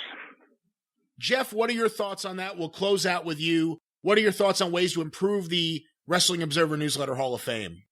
I agree with exactly what Allan said about publicizing it more, making it more of a panel discussion to advocate for certain people and make your positions known. And I think Kurt has a really good idea. I like the tag team idea because there are guys that were parts of tremendous tag teams that maybe just don't get in by themselves. So I think those are two excellent ideas.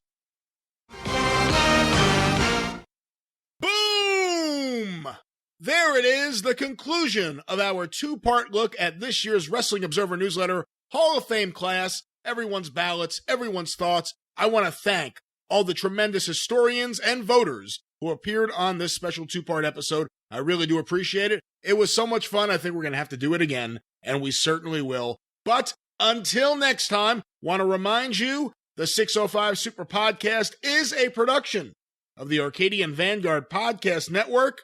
For all the fantastic guests, I'm the great Brian Last. Tally-ho!